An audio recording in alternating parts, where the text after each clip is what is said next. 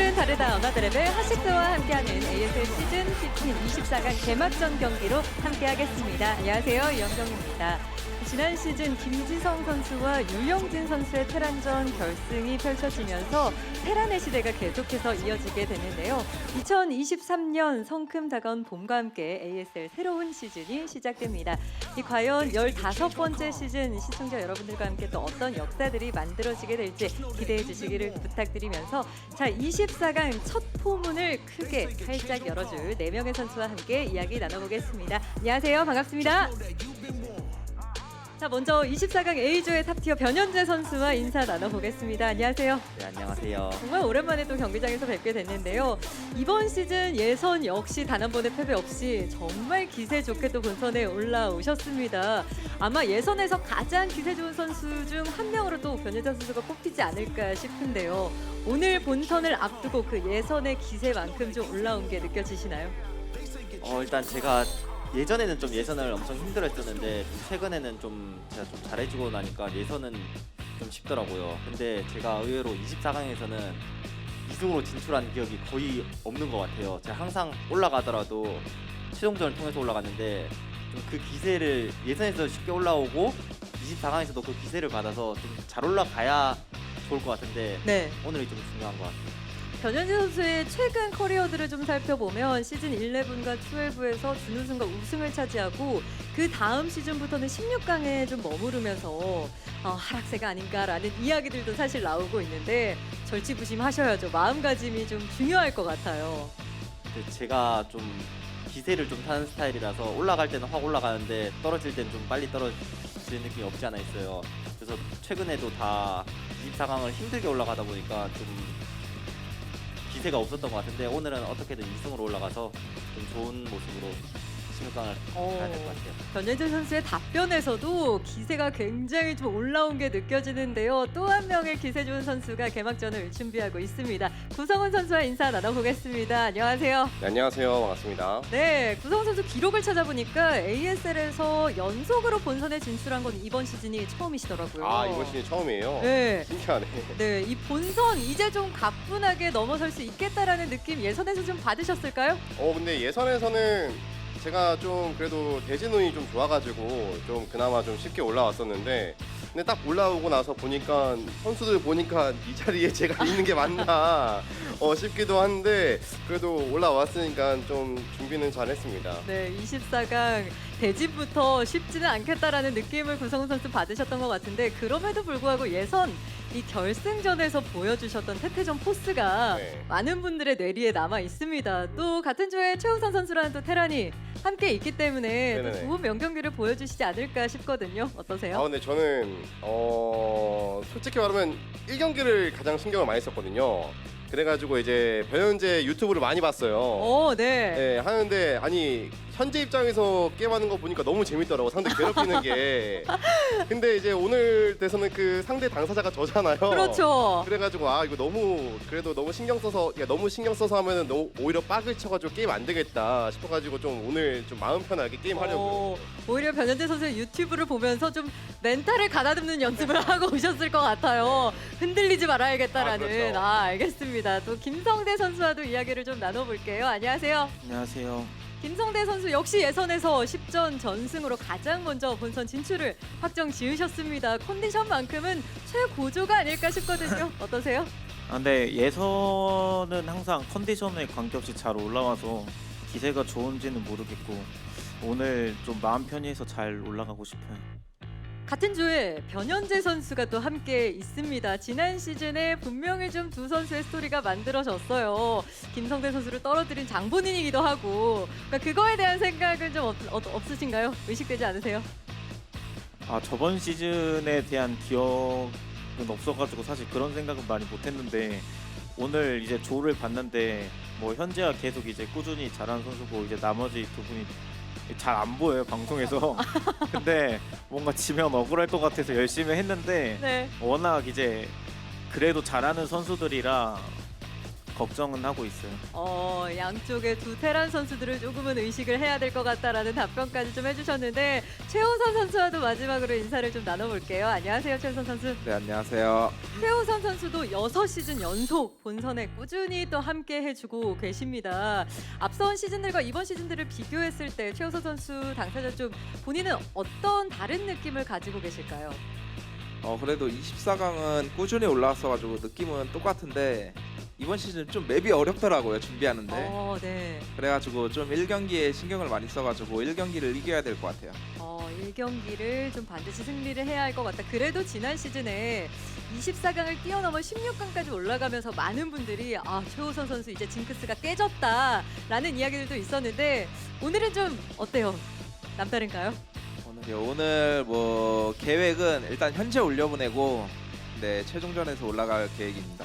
2등으로 16강에 이번 시즌에도 한번 올라가겠다라는 포부까지 밝혀주셨는데요.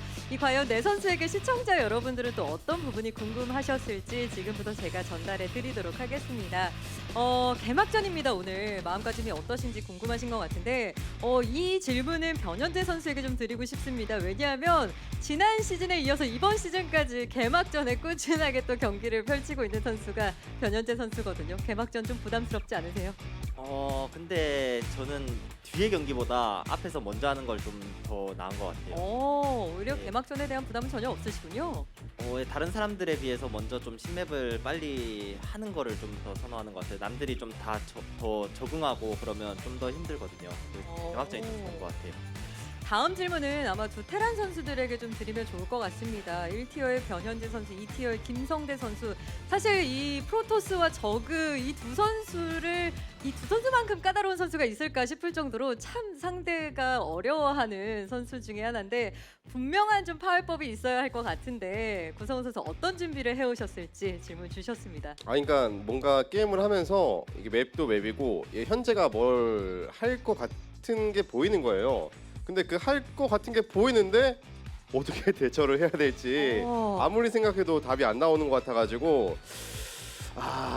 좀 고민 많이 했는데 그래도 역시 답은 안 나오더라고요. 그래서 좀 운빨과 좀 뭔가 그래도 이제 컨트롤에서 좀 뭔가 뽀록을 좀 바라봐야 되지 않나 저는 그런 생각을 하고 있습니다. 경기 안에서 본능적인 움직임에 그렇죠, 모든 걸 맡기겠다. 그렇죠.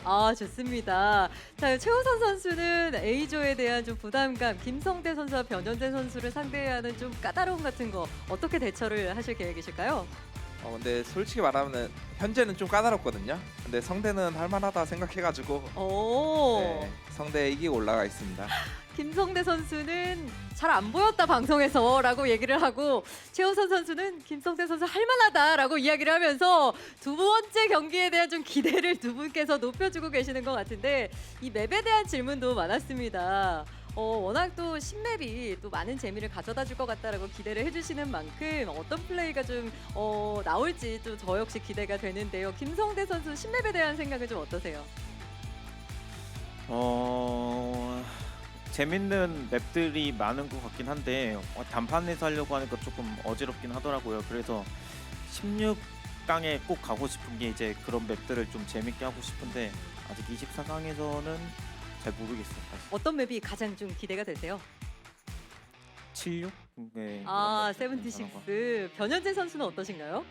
또 선맵도 있고. 그래서 근데 이제 좋은 맵들도 있고 안 좋은 맵도 있지만 24강은 이제 선수마다 이제 밴을 할 수가 있어가지고 제가 원하는 맵을 웬만하면 못 해요. 그래가지고 좀 아쉬운데 저도 어떻게든 16강은 올라가서 원하는 맵들 좀 하고 싶어요. 기대하도록 하겠습니다. 마지막 또 질문인데요. 경기를 앞두고 있는 상황에서 이 사람에게 응원을 받으면 가장 좀 큰 힘이 날 것 같다 하는 사람이 있는지 질문을 주셨어요. 구성훈 선수 떠오르는 분이 있을까요? 글쎄요, 마땅히 없긴 한데 그래도 제가 방송을 자주 하는 편은 아닌데 그래도 이제 가끔씩 할 때마다 계속 와주시는 시청자분들이 계시더라고요. 그래서 그분들 응원이 오히려 제일 힘이 되지 않을까 저는 생각합니다. 오늘 끝까지 경기를 지켜보면서 응원을 보내주실 것 같습니다. 최우선 선수는 혹시 머릿속에 지금 떠오르는 한 사람이 계실까요?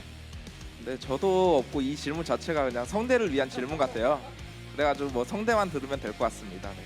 김성대 선수 마지막으로 제가 여쭤보려고 하고 있었는데요. 한 말씀 해주시죠.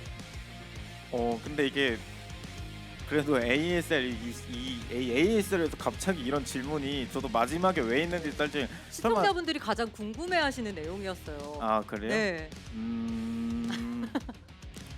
벌써 힘을 좀 받고 계시는 것 같아요. 느낌으로는. 잘해보겠습니다. 아, 기대하도록 하겠습니다. 끝으로 네 선수분들의 각오를 청해 듣도록 하겠습니다. 변현재 선수. 제가 최근에는 좀 최종전을 통해서 올라가는 경우가 많은데 오늘은 꼭 2승으로 진출할 수 있도록 하겠습니다. 좋습니다. 구성훈 선수.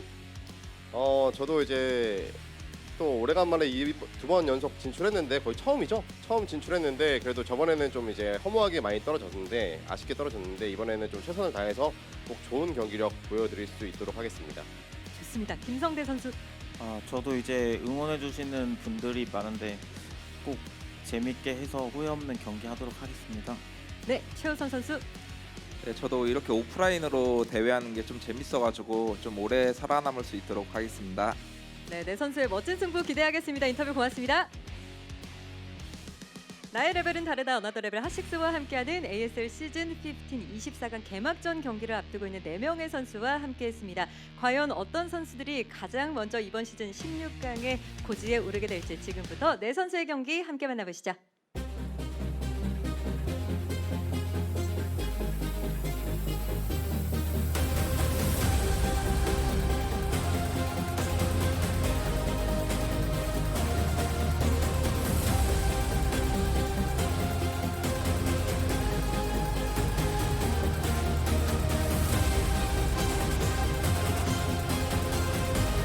What is up, everybody? Welcome to day one of season 15 of the ASL. It's so good to be back. There were a couple delays with booking the event in the studio, but I got to tell you, man, I'm so happy to finally be here and be back casting some Brood War.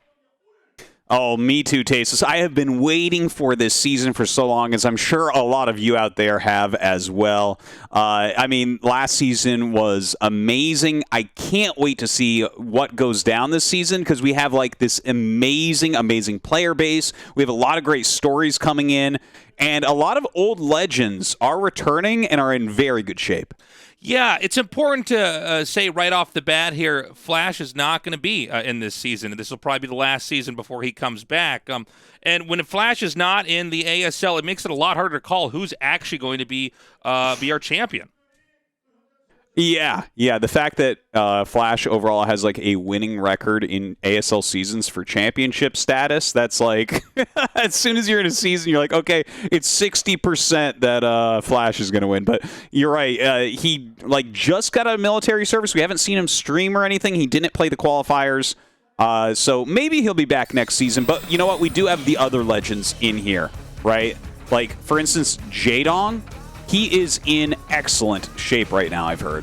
And, you know, just to go off a player like Jaedong, he's one of these pre-StarCraft 2 legendary Brood War gods that we've been wondering, like, is he going to be able to come back and be in the kind of form, you know, that Flash has been in, that Bisu at some seasons has looked like he's as good as, you know, he was back when he was on top of the world.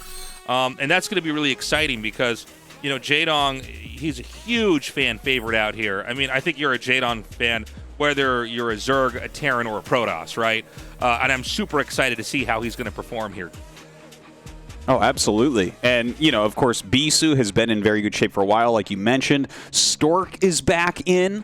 And, you know, we have some very older names in here as well, including this crazy map pool this season, Taste. So 76 is probably the strangest map we've had, at least since Sparkle. And I think 76, honestly, as a caster and as, you know, a student of the game, I'm really looking forward to seeing how this map is going to be played out. I think this is a better map than some of our weirder maps like Sparkle or Inner Coven or you know, we always have one map that's really going to try to push the boundaries and really force us to see how we do understand the game. I'm excited to see how this is going to work out and see if it turns out to be favored for one race or for certain matchups, one race is going to be better. Yeah, and you can see the full player lineup here. Terrans did do a bit better in those qualifiers, and a big part of that is because of Light right now, Tasis, who is my pick to take down this season. This guy has been innovating for Terran like super heavily. He's really taken the place of Flash and Flash's time away. So excited to see him. But today we are going to be going into Group A with Mini, Inga, a.k.a. Haya, Action, and sSak. Yeah, this is going to be a fun group. Obviously, all eyes on Mini here. Mini has, I think, got, how do I even say this? He's got an understanding of Protoss that is not at all like the other Protoss players out there. He seems to be able to do things that go against the way that the other Protosses understand the game. He's got incredibly weird techs, like, you know, the one season where he won an ASL off of 2 base carrier rushes. Like, it's not something you see very often, right? He'll expand more quickly against Zergs. I've seen him take a 3rd base sometimes when he's got like 4 gateways. Like, just very odd stuff. A master of PvP, knows how to cheese so well. So Mini's, I think, the pick to get out of this group. But of course, I would be remiss to not point out that Action is absolutely always a threat, no matter who he goes up against. Yeah. Action is probably the strongest player that I don't think is going to win an ASL, if that makes any sense at all. I don't really look at him as a champion, but I do look at him at the level that he can absolutely beat anyone in a macro game or even a fast game. Like, he is legitimately very, very strong, and I think he is favored to get out of this group as well. Yeah, the 2 Terrans here, sSak and Inga, I think these are good Terrans. I do think they are considerably outclassed and overshadowed by our Terran and our Protoss. And I do want to point out, it's possible Action gets out first here. And I like what you said, Tastosis. He's like the best Zerg that's probably not going to win an ASL. Like, he's definitely like top 8 ASL every time. Could get top 4. Just doesn't seem to quite have that secret sauce that, like, you saw with Larva in the past, or some of these other great Zerg players like Queen, to come out and actually be a champion. Yeah, I would put, he's like, I don't know, Sulky Jr. or something like that. But, yeah, this first match that we're going to have, Mini going to be going up against Inga. And this Inga, for people that don't realize, he is Haya. He's a very old school pro gamer. And, obviously we know a lot about Mini, right? He's a champion. He's been very deep many times. He likes to take his risks. Haya hasn't been in as many ASLs. I think he took a little break from Brood War for a bit, but he is back. He's a very brainy Terran player, but you don't think of him as a macro powerhouse, which I think makes it hard for him to really deliver in the highest level pro games. Mini also is, he's a tough guy to go up against. He does have a lot of strange techs that he's chosen to do. He seems to have elects to go for very abusive and leveraged based builds against Terrans. And so it'll be interesting to see what he could do. It would be the big upset of this group if Inga... Are we going to call him Inga or are we going to call him Haya, Tastosis? God, I hate these pros that change their IDs just randomly. It's like, dude, you're known as Haya for like 10 years. It's like, okay, so let's change that now. That's a great idea. I guess we could just call him Haya then, moving forward here. Yeah. For consistency here.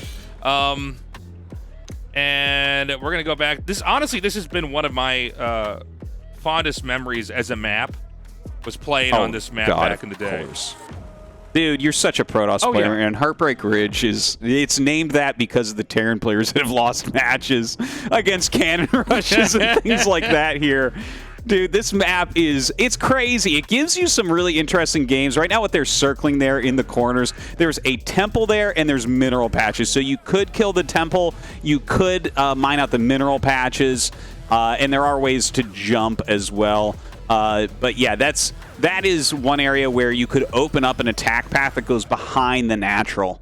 There's a lot of ramps throughout. It is a flat base main into a flatland main into a flatland natural, so no ramps really to defend. Definitely you see a lot of cheese on this map historically. Yeah, there's a lot of stuff that you can do. It's down and dirty here in a map like this. Keep in mind that if you're a player like Mini, where you've navigated ASLs all the way to the finals and then, become the champion, you have to, be very deliberate about what builds you're going to show early on. So I don't know that if he has crazy cheeses, he might be banking that for stronger Terrans later on. And, you know, it's always possible Terran has some kind of weird cheese, too, here. I mean, these are two very different players right now. Haya probably looking at this thinking, okay, let me just see if I can maybe pull a fast one on Mini and move on. We're actually ready to go into this game, guys. ASL Season 15, we are back. We are ready. This Group A, Game 1 is now underway.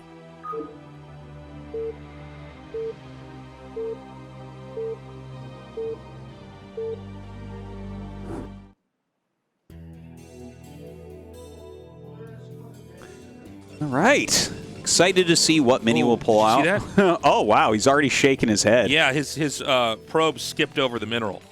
It was a bad split. Oh, yeah. Well, you know what, Tasteless? I find that to be very cathartic because I feel like maybe one game a day, right? I probably play like 20 games a day when I stream or something like that. Like, I feel like one game a day I have an SCV that just travels over the mineral patches. It's the worst feeling, man. If it goes all the way through and it's behind and you're just like, well, I don't even, you know, I don't even know what I'm doing here. Yeah. The funny thing is, the better you get, the more that hurts. It's just like, yeah, this is actually going to screw up your build quite a bit at this point. But especially with Mini, because he actually has probably the most tight mapped out builds of maybe anyone of any race. Yeah, he's actually. I think that's true. Would you say that anyone, you know, from Protoss, Terran, or Zerg has like more specific crazy builds than him? No, I mean I can't. When it comes to Protoss, he's kind of the most out there. Yeah, I think you're probably right. I had to think about that for a second, but yeah, I would agree with that. By the way, we should see a gas steal if he sends this SCV out this soon, or this probe out this soon. Yeah, of course, you know, two-player maps, generally gas steal is the right way to go about it. You really dictate so much for Terran. But, you know, Haya is going to know that this was going to happen because it's literally at high levels, it's like 95% of the time you're going to get your gas stolen here, or maybe even more than that. But you always have a plan as Terran, like how you want to go about that. He sends out a pretty quick scout himself. He may be going for an offensive engineering bay here to block the Nexus, because that's like that. You know, we've had two-player maps in the map pool for long enough that Protosses have really figured out the strongest thing after offensive gas and gateway is to make a Nexus. Yeah. I mean, this is by the way, very, very standard over the last couple of years that this is kind of the approach is to kind of have some forward aggression with Zealots. Oh, I'm sorry. He's taking his gas. I thought he was going to go for a quick back. Okay, so that's kind of interesting. It could be because he saw the SCV coming. Because when the SCV gets there that quickly, you can't make your Nexus, so you have to get the gas. Yeah. Because the SCV will just block it, right? Like, even just microing it to block is pretty good. But, like, if you throw an eBay down and you've banked all your minerals, suddenly your gas is slow, and, you know, I feel like then Terran is getting happier with what the opener's looking like. Now, I want to point out that in this game, you know, it is fine to actually take your gas with this build. But then you're really trying to very heavily leverage your position for the Terran by your tech's going to be out. Everything's going to be delayed slightly. Okay, he's hit the Zealot over here. This is actually a funny moment. I'm kind of curious how this ended up happening, but somehow he's completely tricked him. He thinks that he might be up on the ramp. Yeah, he lost vision of it there for a moment, so kind of clever from Mini. But this is the right way to do it, right? When they have a bunker in the front, because this is actually what I do against gas as well. You run one Zealot by, and you just make it not take damage until you get the second Zealot there. So now with two of them, like, there's some potential for Mini to do some damage. Yeah, it looks like he will slip that right through here with these two Zealots. This is a real headache right now for Haya. The Zealots are going to come in here. Every hit that these Marines take is basically permanent damage. There's not going to be medics most likely made in this game. And just forcing those Marines out, this actually causes everything else for Terran to come out a little bit later. Note that there's no Nexus started. Oh my god. Okay, he is going to be able to kill. Yeah, he will be able to kill that SCV. But we don't have a Nexus yet. Protoss needs to get a Nexus pretty soon here. or they need to do some kind of all-in play and try to kill them off. But it looks like a probe's going to be parked over there to take that Nexus now. And I would say things are fairly even right now. Yeah. It'll be a little bit annoying. Like, you have to repair quite a bit if he goes after that bunker, but it's not, like, game-threatening. This isn't some crazy build from Mini. It's all pretty standard stuff so far. And it looks like he's trying to go around here. He's mined out the minerals and is just going to walk around the bunker, which Haya immediately scouts, but that's going to be annoying to deal with.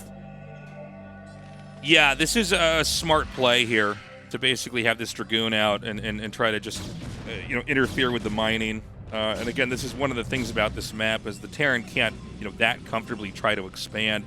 We do have a shuttle coming down. I'm sorry, a Robo coming down, so possibly a Reaver play, or it could just be straight Observer and just a very kind of conservative middling Protoss. Oh, look at that, the Zealot can fit through. I like a lot the way Mini is approaching this Tasteless. This is so annoying as a Terran player. You can't mine from your natural. Look at this. He's going to kill the SCV, making that second that second factory. That's so annoying. And, like, the amount of pressure that Haya is feeling right now, Mini is just starting to get ahead. Yeah, I love the fact that these Dragoons basically can kill Marines as they pop out. The Zealot can come in here and interfere with the mining. Looks like he might have overextended here with that. But, this is a lot of damage that's basically not... It doesn't really cost anything. I mean, this is very, very easy to make. So Mini is really starting to pull further and further ahead here. Yeah, this definitely looks really, really good. 3-range goons there. He has a tank, so, like, maybe you can still save it, but the barracks, if that gets killed off, three goons will easily kill the siege tank. Yeah, I mean, he could just run right up there and kill that, and I mean, this is kind of remarkable, man. I mean, I was not expecting to see a game go quite like this. And he can basically force him to come out. I have to imagine siege mode. Oh, no, there's no siege mode, Artosis. And remember, gosh. I mean, oh, okay, he did get siege mode. Okay, there you go. So he sieges up. You still have to be pretty careful. If he loses the command center, the game is done.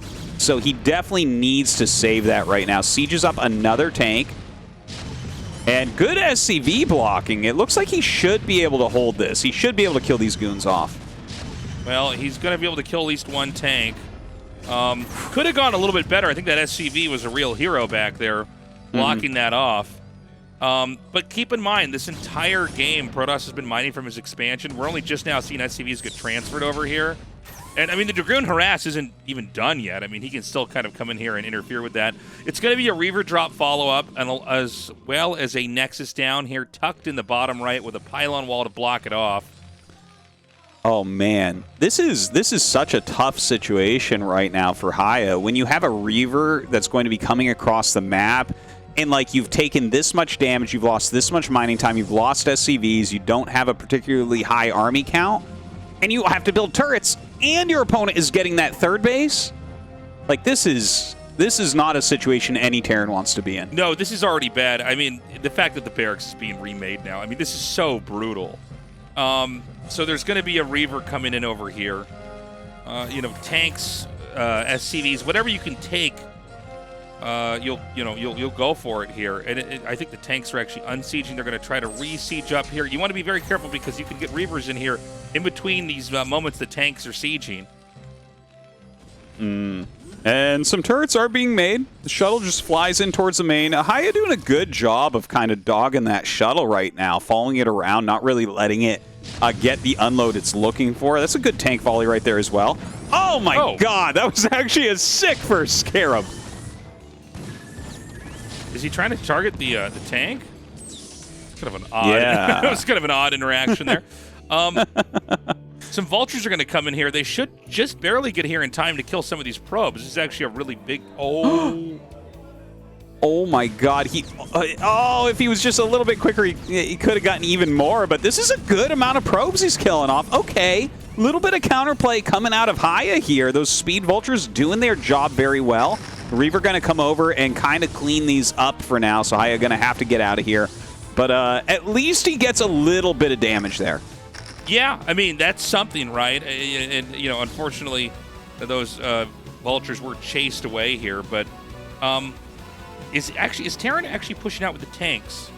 It looks like some slow-moving objects, yeah. Now, this is maybe debatable. I mean, it hasn't been a great game so far, but I think he's hoping that, if he can kind of keep Terran busy, keep Protoss busy by running around with these vultures, maybe he can kind of sneak right underneath the Protoss and just push into that third base.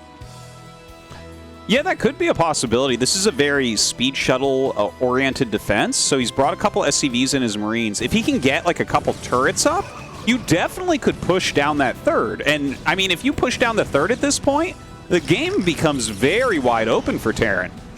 All right, we have the Dragoons engaging these tanks over here in the middle. A couple more coming up here, and they are going to be able to target down some of these tanks. Oh, it seems like he's a little bit... it's unclear which one he wanted to target there for a second, kind of trading damage off. The Reavers are out now, and some Scarabs are going to come in here. It looks like one is going to dud. This is kind of a tough spot, because with speed shuttles, you can basically just keep grabbing scoops of units and chucking them in here and trying to deal with this. There are some spider mines that make this by ground not that accessible. Oh, yeah, looks like right now he's just going to utilize the tanks in there. Oh wow, running into mines, but he's going to utilize the Reavers to try to slow the push a little bit. But right now, Tastosis, this really looks to me like Haya should be able to kill this third base. Yeah, I mean, Protoss either has to take this fight or, give this up. It's not going to be easy to push in there. I do like the idea of the counterattack, but there's already siege tanks back over here. This could be one of the worst feelings for Protoss when you go for the counterattack and then they already have tanks back there and they still have this position. The good news is he can stop reinforcements from coming in. Yeah, that's like really the only thing I guess he's going to be able to do is stop those reinforcements for now. Maybe he can mass up enough to get in there, because without reinforcements coming, and also we saw a couple tanks picked off in that push already, the push is not as scary as it once was. You get another round of units here from Mini and there's no reinforcements from Haya, and you will break that. Oh my god! Still alive. Probe and Vulture. Killing each other at the same time. So yeah, the push isn't really getting much momentum. It's kind of like these 4 tanks kind of stuck over here. And honestly, you can have a position like that. It doesn't matter for the Protoss if they're not going to lose their Nexus or probes. The Terran push is going to come out here. He's going to grab these shuttles and try to maybe bomb this as it tries to come forward. Well, I like that this reinforcement's coming. If he can get those tanks up with his other tanks, he should, again, be able to really push in. But it looks like Mini wants to try the counterattack again. Now, do we have some tanks? It looks like a couple just popped out. He's got to keep those alive. Mini flying into a turret here with one of his shuttles. That one will go down, but the Reaver's still safe. This is a wild moment here. The tanks are going to come back. He's going to try to gun down these turrets here so that his Reavers can basically have safe passage through this. This is an insane counterattack, man. I'm really impressed with what I'm seeing here from Mini. Oh, man. Yeah, he's really getting some damage. Getting on top of those factories is so crucial. And Haya's push still hasn't hit the actual third base. So this entire time, it's like Haya's mining on 1 base right now against 3. I think Mini has basically done it at this point. I don't really see a way for Haya to come back.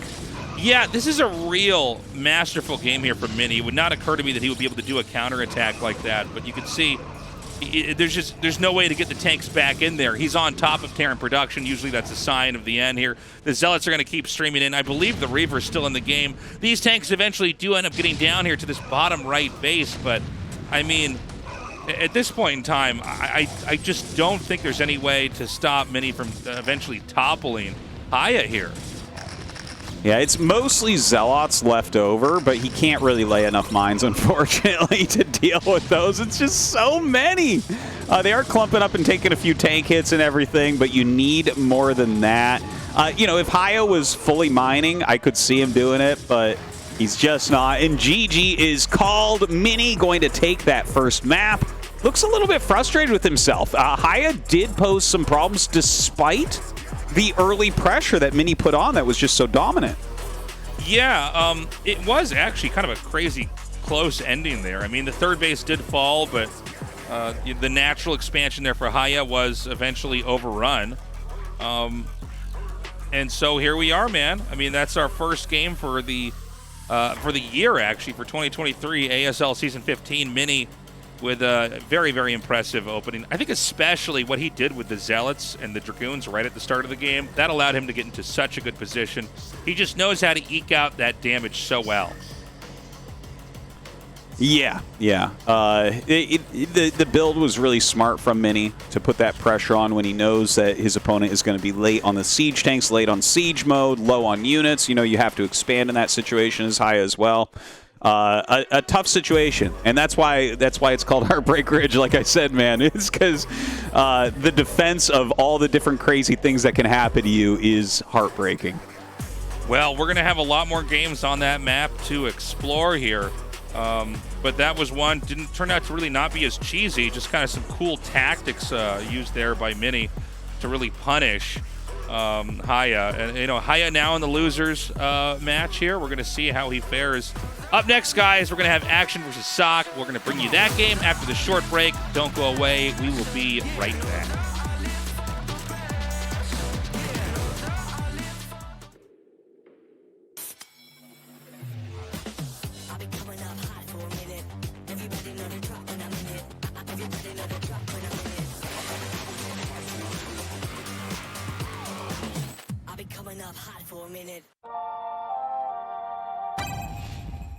상큼함 맥스, 칼로리 X, 맛있는 탐스 제로. 요즘 제일 탐나는 제로, 탐스 제로. 같이 떠나볼래? 솔직히 인간적으로 두 개 다 가졌어요 baby. 칼로리 제로 맛은 제대로. 그래 걱정 빼고 고민 빼고 망설임 빼고 This is zero life. This is zero life. 뺄 건 뺐어 질성 제대로. 맛있어 제대로. 없어도 되는 건 빼고 살살 제로. 칠성 사이다.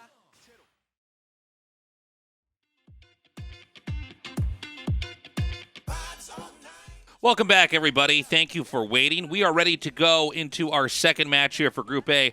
But before we get started, we want to say thank you, everybody who's been supporting us on Patreon. That's patreon.com/ASL English. If you haven't signed up on Patreon already, we want to push you and encourage you to do so. Sign up for a year.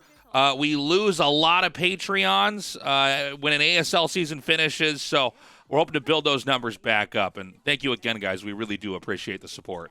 Yeah, and you know what? We couldn't do this without you guys, basically. And for this season, we are trying to do as quick of a turnaround as we possibly can. We've hired some more editors and translators. I think it's going to be our greatest season yet, Tasteless. And when you look at the lineup of players, I mean, there's so much to be excited about. Oh, yeah. And I mean, again, Flash not being back, there's such a hunger for each of these players to get in here before Flash comes back and presumably starts to dominate ASL again. It's going to be just an amazing journey. And, you know, this is such a rich tournament with such an incredible history behind it. You know, it's funny, Artosis, no matter how long any other game is out, it's always going to be playing second fiddle. It's always going to be playing catch-up to Brood War with 25 years of history. Yeah, that's actually very true. Like, there is not an older competitive game, really, right? And the funny thing is, a lot of games from that era have survived. It's like Counter-Strike and Brood War and Smash and Age of Empires 2. You know, these games from the late 90s that are just still killing it, still giving us the best games that you can think of. Like, honestly, I think that Brood War is more interesting and entertaining strategy-wise than it's ever been at this point. Yeah, and the game continues to evolve and change, and the meta never really does seem to cement. You know, when we came back to cast StarCraft 1, after doing, you know, years and years and years of StarCraft 2, we were both shocked to see how much it changed, and even as every year passes with ASL, it's kind of wild to see all the new stuff people are doing. Yeah, there's really been like a lot of growth within the scene strategically. A lot of people are coming up with completely new builds quicker than ever. I think the fact that streaming is available, things aren't hidden as much anymore, really generates like a lot of new strats, right? Like all the best players are showing everything they have like every day. Yeah, it's and I like what you said about the streaming. I know that a lot of people get nostalgic for the old days. There were pro houses and all that. The players weren't as happy. Streaming's better for the fans. It's better for the pros. They can be free agents, and also it opens the game up so you can really see, how they train, the new strategies being developed night by night as they grind out these different strats. It's just so much better, man. Guys, we're ready to go into Game 2. This is Action versus sSak. This Group A continues on here in the ASL.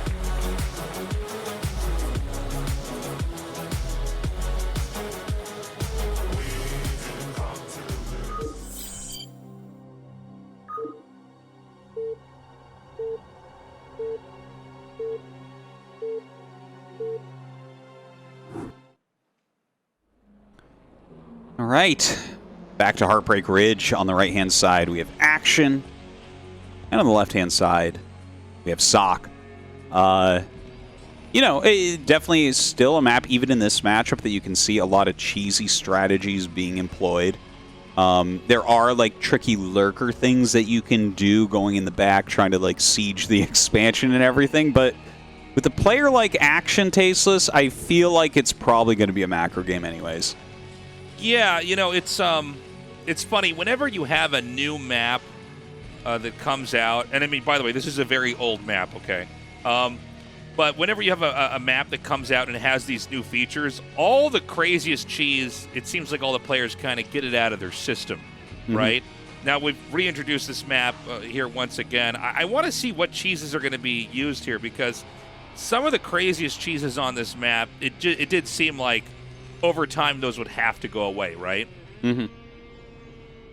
Well, yeah, I mean, I don't know. Like, I think Zerg versus Terran, like, cheese settles somewhat quickly, if that makes sense. Like, what you basically have to get down as Zerg is like, okay, well, I mean, if Proxy Rax is big, then we have to adjust for that. But also, it's like, just make sure you have your sunken timing down, that type of thing, right? Like, make sure you're executing your build so your meters are out in time to stop a drop, something like that. And then on the Terran side, it's like, okay, well, geez, I mean, what is there? There's Zergling Rush, and then there's like weird lurker stuff. And it's not that hard to eventually figure out how to block all of that. It's cool to see how many foreigners are here in the audience. ASL, it is still, this epic journey of, weeks and weeks and weeks of players battling it out to eventually get to just those two players left over, and then ultimately one becomes the champion. So that's always been the cool thing about the saga of a StarLeague. But there's only 2 seasons a year, right? So most of the time ASL isn't going on. So it's cool to see the non-Koreans that were able to come out and visit the studio and see the games in person.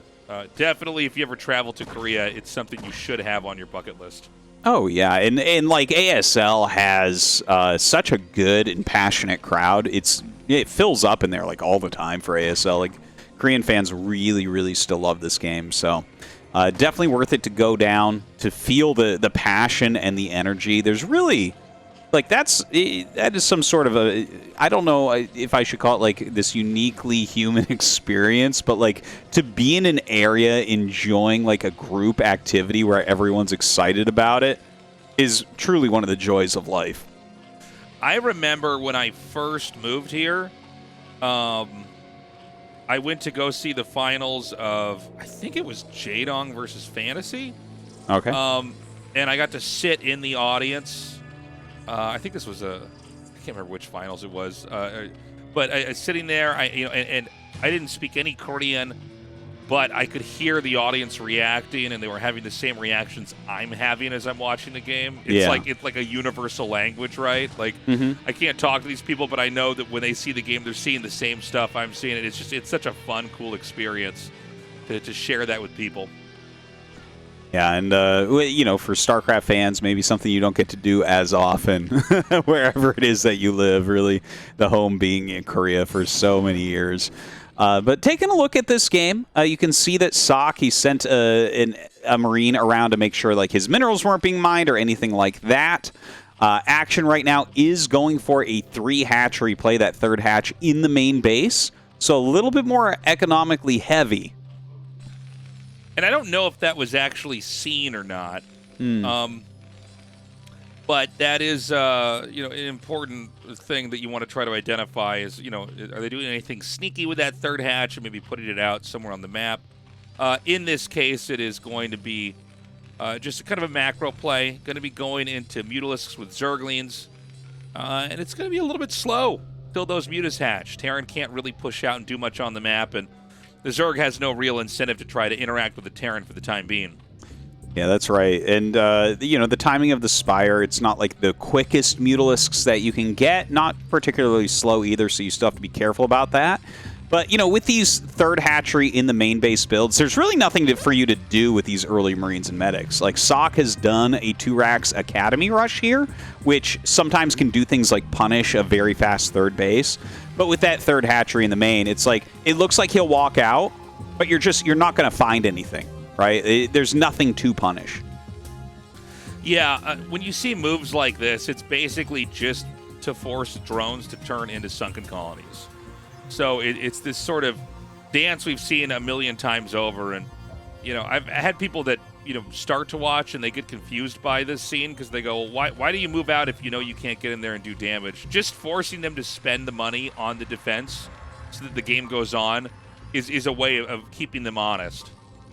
Yeah. It's actually such an important thing, especially, it's important in every single matchup, but especially against Zerg because of the way that Larva function, right? Like, if you let them make drones at whenever they want, they're always going to beat you. You got to make them get some of that extra defense, utilize the drones defensively, make fewer drones and more Zerglings, that type of thing. So, like, a very important move out. You saw that second Sunken come down, like you mentioned, as he started to move out, and then he just goes back because, he's completely aware of what's going on. Action knows he's probably not coming, but if he doesn't make that Sunken and he does come, you're going to be in a lot of trouble.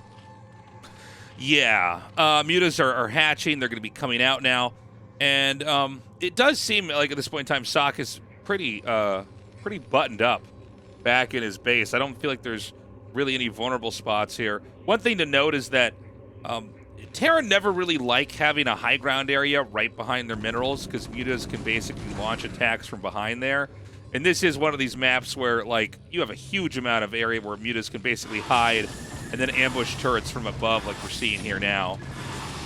Yeah, this is kind of painful. That's a great repair from sSak, though. Oh my god, that's like the quickest, best repair I might have ever seen.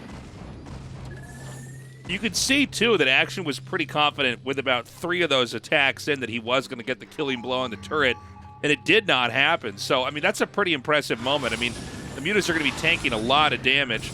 Action is not relenting. He's going to keep trying to hammer away with these Mutas. Yeah, I think it's a good choice. Like you mentioned, with the minerals right up against the wall, it's extremely hard to stop this type of harassment. Flies in, picks off the SCV building. The factory knows the exact timing of that now as well. And really the only way to get the Mutas off your back is to do what sSak is beginning to do here, which is move out with some Marines and Medics, threatening that counterattack once again. A lot of times you can force the Mutas out to kind of dog your Marines, keep track of them, whittle them down, that type of thing. So we've got more sunks coming down here just in case the Terran might be counterattacking. And there is a big move coming out across the map. The sunken colony count should be high enough that I don't think that they can actually come in there and break that down. Keep in mind that with these Mutas here, you can't even really take another gas here right now. Is that going to be an issue, Artosis? Or does Terran not need a gas for the time being? Yeah, he doesn't really need the gas, to be honest, right now. He'll probably go into Valkyrie because the Mutas are so strong right now. And Valkyries are very, very trendy at the moment. Now, sSak's move out, like, the way Action is playing this is really good against that. If you're doing this move out and Zerg isn't taking a third base, and they just make those extra Sunkens that you pointed out, it's like, the Mutas can just stay and harass all day because you can't get broken. It's not like sSak can break 4 sunken colonies right now. So Action is doing a great job. He's reducing the SCV count. He's slowing down tech. He's killing off a lot of Marines here as well. Yeah, these Mutas are actually kind of bunched up over here. It looks like they did get kind of caged in and had to eat a lot of damage in order to get right back out. Hive is inbound here. The Muta count beginning to thin out a little bit. Only 8 so far over in this group. as we're seeing that starport now come down here, Lurker Tech is on the way. Sorry, Lurkers are already actually out here in the map. And it looks like it's going to be a nice, comfortable expand over here in the top right.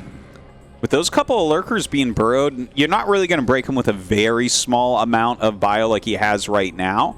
I really like the way that Action is playing this. A little bit slower on the expands, but really controlling the flow of the game right now with his mutas.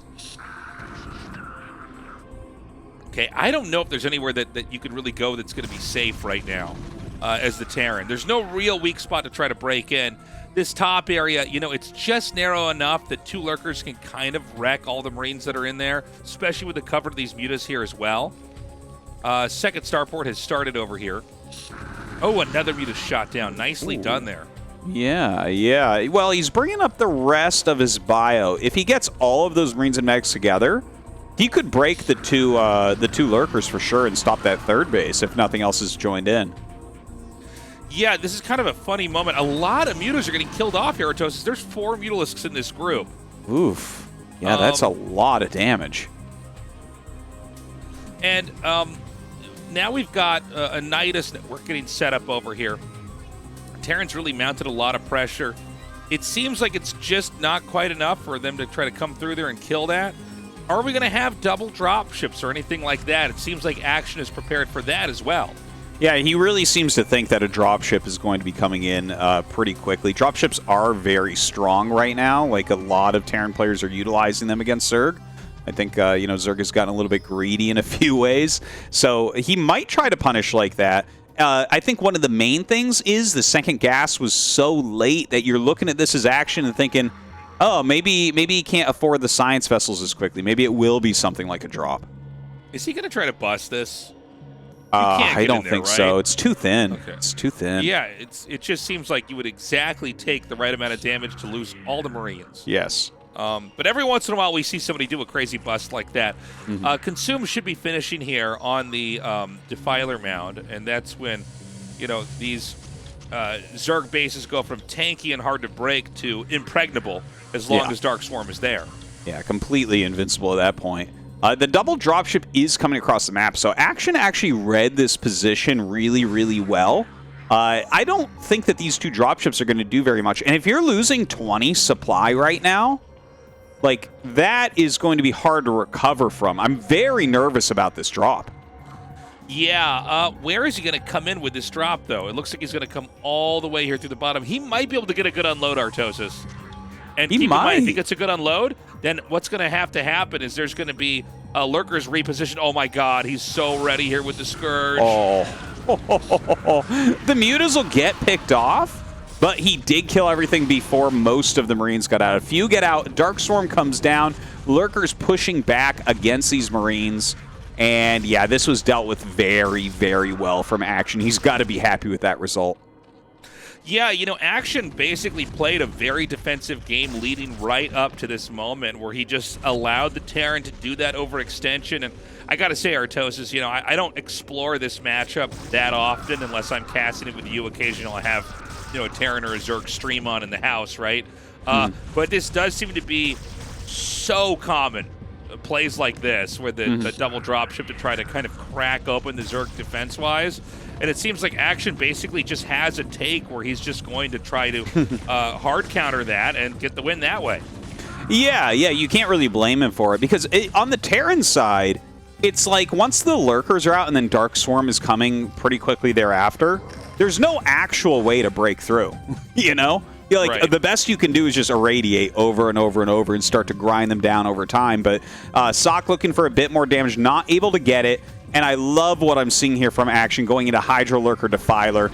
Look at that. The Plague comes down. A couple of irradiates there onto the Defilers. So nice irradiates. But Action, hold on. He's actually attacking this top group as well. Very quick reaction there from sSak. Saves most of his units. But I love this from Action, Tastosis. The Hydro Lurker Defiler, this is something that, I got to tell you, this is one of the hardest things to play against ever coming out of Zerg in this matchup. Yeah, this is an older style. In fact, it's like, right in the first couple months of Brutal where we saw some Zergs experimenting with this, and then for a long period of time, we kind of thought it was obsolete, but it is back. It is very, very tough to take on, especially when they get the plague on these Marines, because the Hydras just one-shot the Marines. Yeah, we saw some of this in the last season that did pretty spectacularly well. Here, Action is not behind it all, and he's doing a very heavy push right now towards sSak's base. That's a lot of lurkers. This is hard to engage. He does come up and has a couple of angles, but has to back up once again. The lurker count just high enough to hold on right there. Now, Terran's kind of in the middle of the map here. Zerg is on many different sides. We got to point out that, you know, Terran can't be on this number of bases like this forever. They're going to have to eventually get out on the map. We do have the command center slowly moving out to this lower location, but Zerg may be pushing down there soon. Well, right now, Action is really starting to take control of his side of the map. A nice pick off there from sSak as well. He's doing a reasonable job with his Marine Medic in slowing things down, but, you know, he's going to have to really switch up his tech some. Couple factories are starting, siege tanks are getting added in, and this game is likely to go pretty long. Like, for sure, Action can't die. Like, you're not going to be able to push him as sSak at all. But, like, once you get enough siege tanks out, if you spread your units correctly, then it's going to be kind of hard for Action to push in. You know, these factories are so, like, just out and in the open here. It seems to me like if he can attack where the factories are, I mean, it's right here in the front of his base. If he can get in there and force that to lift, it's going to be no tanks for a long time in this game. Well, honestly, if he gets in front of your natural, the game is going to end anyways, because he's one Dark Swarm from killing you, basically. So I think it's like, it's okay. It's like, well, you have to hold this area. This is the only way you can defend your third and your natural. But can he hold it right now? Because Action is coming in from multiple sides. All right, he's beginning to close in over here. Beautiful Dark Swarm, just keeping those lurkers alive at the last second. Some Lings come in here to just take that last tank out there in the front. And it does feel a little bit like the walls are closing in here for Terran. Zerg has really opened up the map, has free reign to traffic units down from the top right towards the bottom left. We've got a hatchery being taken here at 12 o'clock. And, you know, we're seeing lots and lots of lurkers just get burrowed up here on the high ground. Yeah, he's spreading them quite a bit at the moment. More and more units rallying out as Action gets ready to take some more bases. You know, sSak is on 3 bases. His supply not all that high, and more Dark Swarms are coming down. This is the real problem, is that under Dark Swarm, a single lurker just can't be hit by siege tanks. Yeah, and we're starting to see that march over there. It seems like the third base for Terran is basically just going to be ignored, as really if you can get over here to the natural, you can then kind of contain anything that's going to be pushing out here from this position. This is getting rough, man. You know, again, the factories are probably going to have to be lifted up here. It's just getting worse and worse right now for sSak. Yeah, there's not much of a way for him to fight back. He's lost several vessels. He's lost a lot of his siege tanks. He has no real footing out in the map. He's got some good upgrades, but really there's good upgrades on these lurkers too. +1 attack, +2 carapace. Really fantastically done there from Action. And now for sSak, it's like, okay, this is going to be a 5-base Zerg. Plagues, Dark Swarms absolutely everywhere. How do you fight back against this? Honestly, I'm asking, because I don't know, Tastosis. This is something that is doing very strongly in the current metagame against Terran. Yeah, and I mean, the Plagues, I guess that one wasn't that spectacular, but I mean, this is tough. He's really able to apply so much pressure onto the Terran here. And yeah, I mean, what you're saying, Tastosis, is I agree. It's very tough to play against, right? It's very hard to ever take a fight that's going to be good. But we do have a roaming squad of Marines and medics moving out here on the map. Enough vessels here that you can get a little bit creative between irradiates and defensive matrix to probably make some things work. Well, he's trying to run into this bottom right, but Lurker's already there burrowed. Everything's getting sandwiched. He is going to lose this army. Hopefully he can get those vessels out, but we have a lot of plagues still going down. In the meantime, a little counterattack up at 12 o'clock. No units there for Action, so he's going to lose several drones, but he should be able to save the hatchery. Yeah, he's going to send the Lurker and the Zerglings back across the map. Meanwhile, these vessels are going to be coming out here as well. Looks like he's able to just A-move over that. No Scourge in this map, by the way. No one Muta to use those glaives to bounce off the vessels. I wouldn't mind seeing a little bit of that. We do have a drop coming in here over into the main as well. Interestingly enough, we saw there were no drones mining in the main in what I guess has been a little bit of a hectic game. That is kind of funny, actually. He still has lots of patches there, so I'm not entirely sure why that's the case. It's not like a strategy to not mine from there, guys, so I don't know what to say. Action doesn't really care, man. He's tied up in supply overall. He's getting tons of bases. He's whittling down quality units here from sSak, so it's a tough position still for the Terran, despite the fact that Zerg isn't using one of his bases. Yeah, I mean, I'm sure eventually Action will fill that back up with Marines. You know, for now, I don't think this is a game where we can look at it as if the Terran is going to kill the Zerg off. I don't think you can. I think at this point in time, Terran has to try to force their way onto the map and really start to secure these other bases. Yeah, and that's really tough to do, right? Because you see these Dark Storms go down. Like, for instance, there's one Lurker there. It literally can't be touched. You have to irradiate it, but there's lots of Plagues going down these vessels. Hydras will pick them off in one hit. You know, Hydra range is pretty amazing once you have that upgrade. So it's like everything is kind of getting zoned back a little bit here by Action. And sSak continues to send in attacks. He's trying to break through various spots. But with Niduses, the Defilers are everywhere. And there it is. Oh, my God. Such a good Plague. This really messes up the medics, too, here, because they're just going to drain all their energy trying to heal that. More attacks are coming down here now. And with that many Plagues, I mean, these Lings, they pop the Marines like they're balloons. Yeah, and with the Hydras one-shotting as well. Like, that's the real thing that's so hard about this. It's not just the Darkstorm, but the fact that everything you have gets plagued. And, like, if everything you have is plagued and the Hydras walk in, everything dies in one shot. Yeah. You know, the mass Hydra actually becomes really, really reasonable at that point. The Lurker's kind of as a support unit to make sure you don't get run over. But here, sSak is starting to move out, right? He's still got some reasonable supply to play with, and he has a lot of siege tanks. He's going to try to come in here now. You know, a lot of siege tanks, by the way, does seem to be probably one of the best ways to play against this, but you have to protect them. When you see those many Lings just be able to get in there, and, you know, the tank damage, the splash damage also will be shared onto, you know, your own tanks if there's a Zergling next to it. So you got to be really careful when you engage it there. I think sSak had some opportunities, but he needed to keep his army a little bit closer together here. If you get enough tanks to get that +3 attack, it does really do a lot of damage to anything trying to move under the Darkstorm that's not burrowed underground. But so far, not so good. Yeah, very, very tough time right now. Action just continues to defend down here and is actually expanding to the top left during all of this as well. sSak lifting off a command center. That's how broke he is at the moment. Needs to send that over for another location. But it feels like sSak is not making any progress in this game, and you have to make progress as Terran.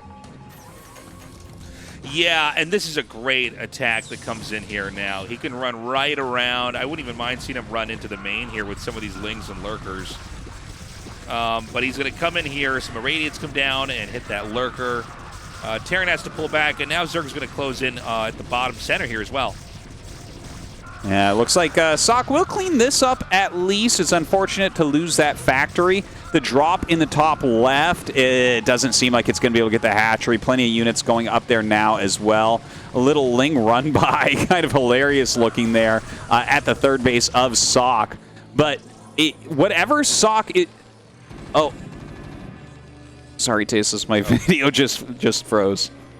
Oh, you're fine.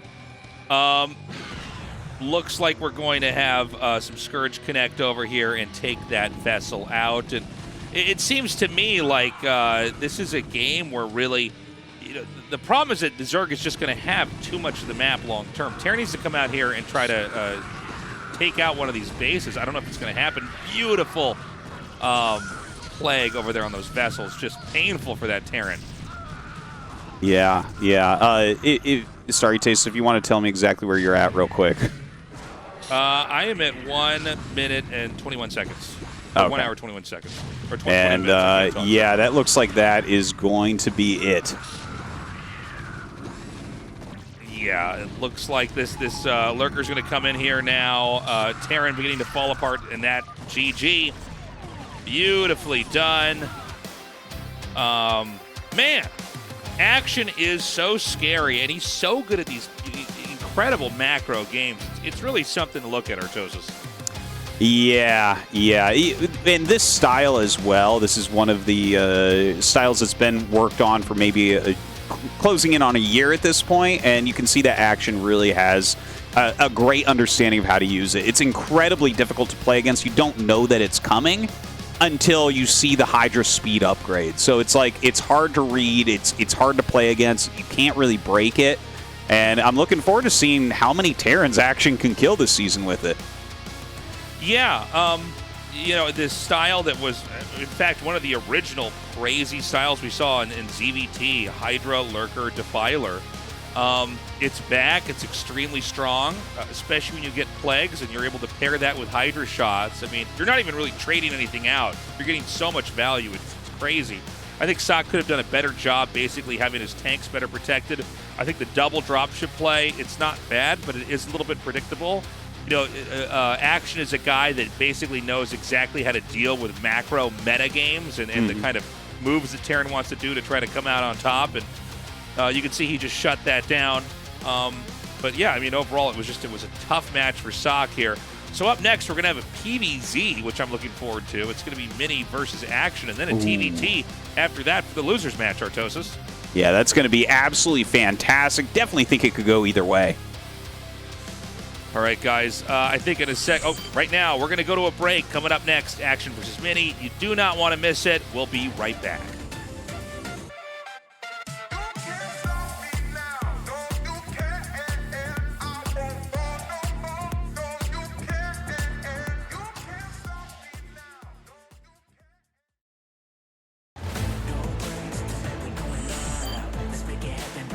ASL Group A continues on. Now we're going to have what I think is probably the most exciting matchup of the day. Action versus Mini. Mini, obviously, the modern Protoss that everybody looks at, that everybody's still trying to understand. But going up against Action, and I got to say, I think Action could absolutely take this one. Okay? Yeah. I think Mini's favored, but if Action wins, just like when Action beats anybody, you shouldn't be that surprised. Mm-hmm. And, if I think basically if the game gets long and Mini doesn't have some sort of advantage, that's where Action can really start to shine. He really is a late game Zerg. But we're going into a very new map in Dark Origin. It is a two-player map right now. They're kind of circling some of the expansions that you get, as well as that front area in front of the 3 bridges. But the most interesting thing is the little path up the back. You can break in the back of their base. It's kind of like the old Destination map in a way, where there's this secondary path, but you have to either break that little like Zelnaga cylinder thing or mine those mineral patches to get through a little bit further back rather than on the ramp like we saw in Destination.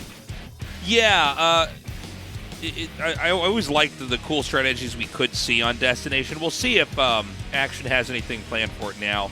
I was mentioning earlier, like in Game 1, Mini might not be bringing out his best stuff here, as he probably wants to navigate this one all the way to the finals. But I think going up against Action, I think you don't hold back at all. I think whatever is the best PvZ strat and overall approach on this map, Mini's going to show us that right now. I definitely do agree with you on that. Like, Action is a serious contender. This is someone that absolutely could knock you out of the tournament, so we got to see Mini's best. He might have something crazy planned for the map. Like, this definitely looks like a map where you could have a one-use strategy. All right, guys, Game 3 of the evening starts now. Let's watch Action vs. Mini, a ZVP, to see who's going to be the first person to survive the initial group stage in the ASL and move on to the next chapter of the tournament.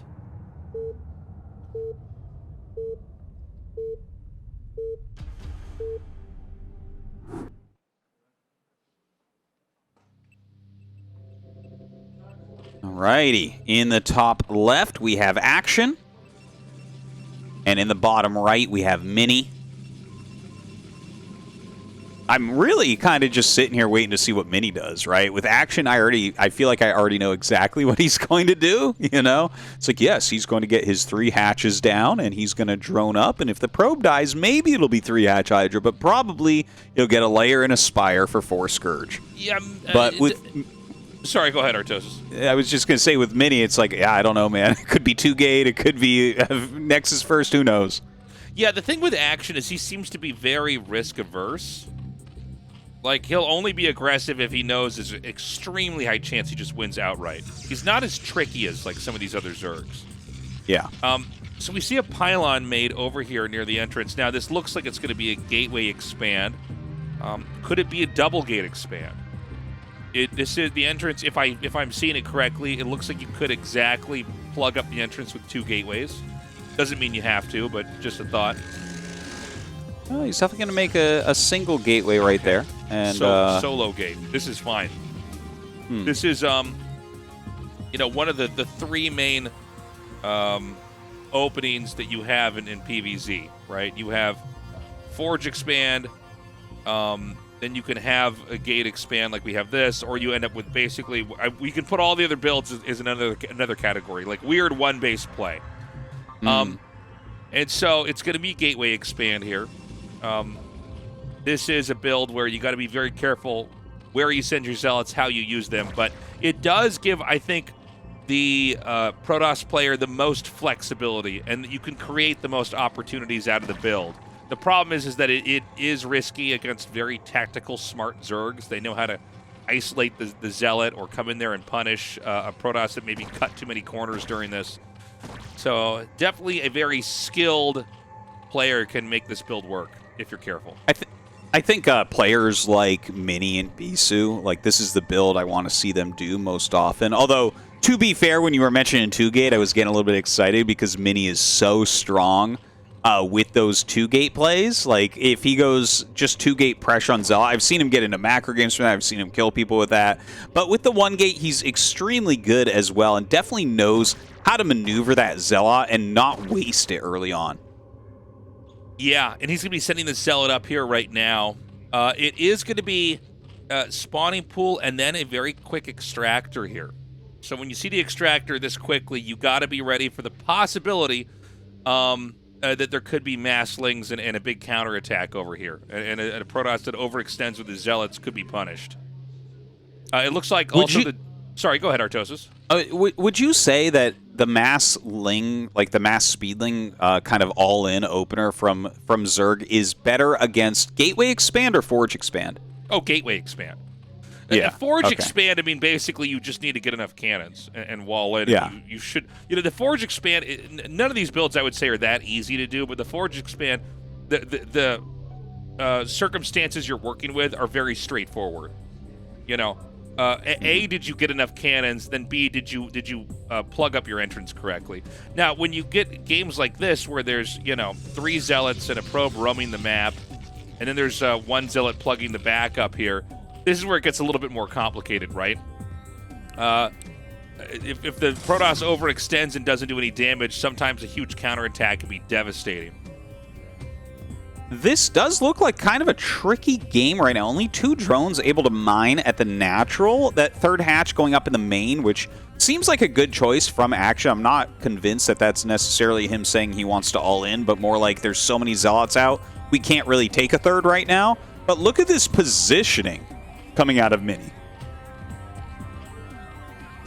Yeah, this is a funny spot. And, you know, it's funny because Zerg isn't really taking the bait. What you'd want to have happen here as Mini is you want the Sunken Colony to go down here.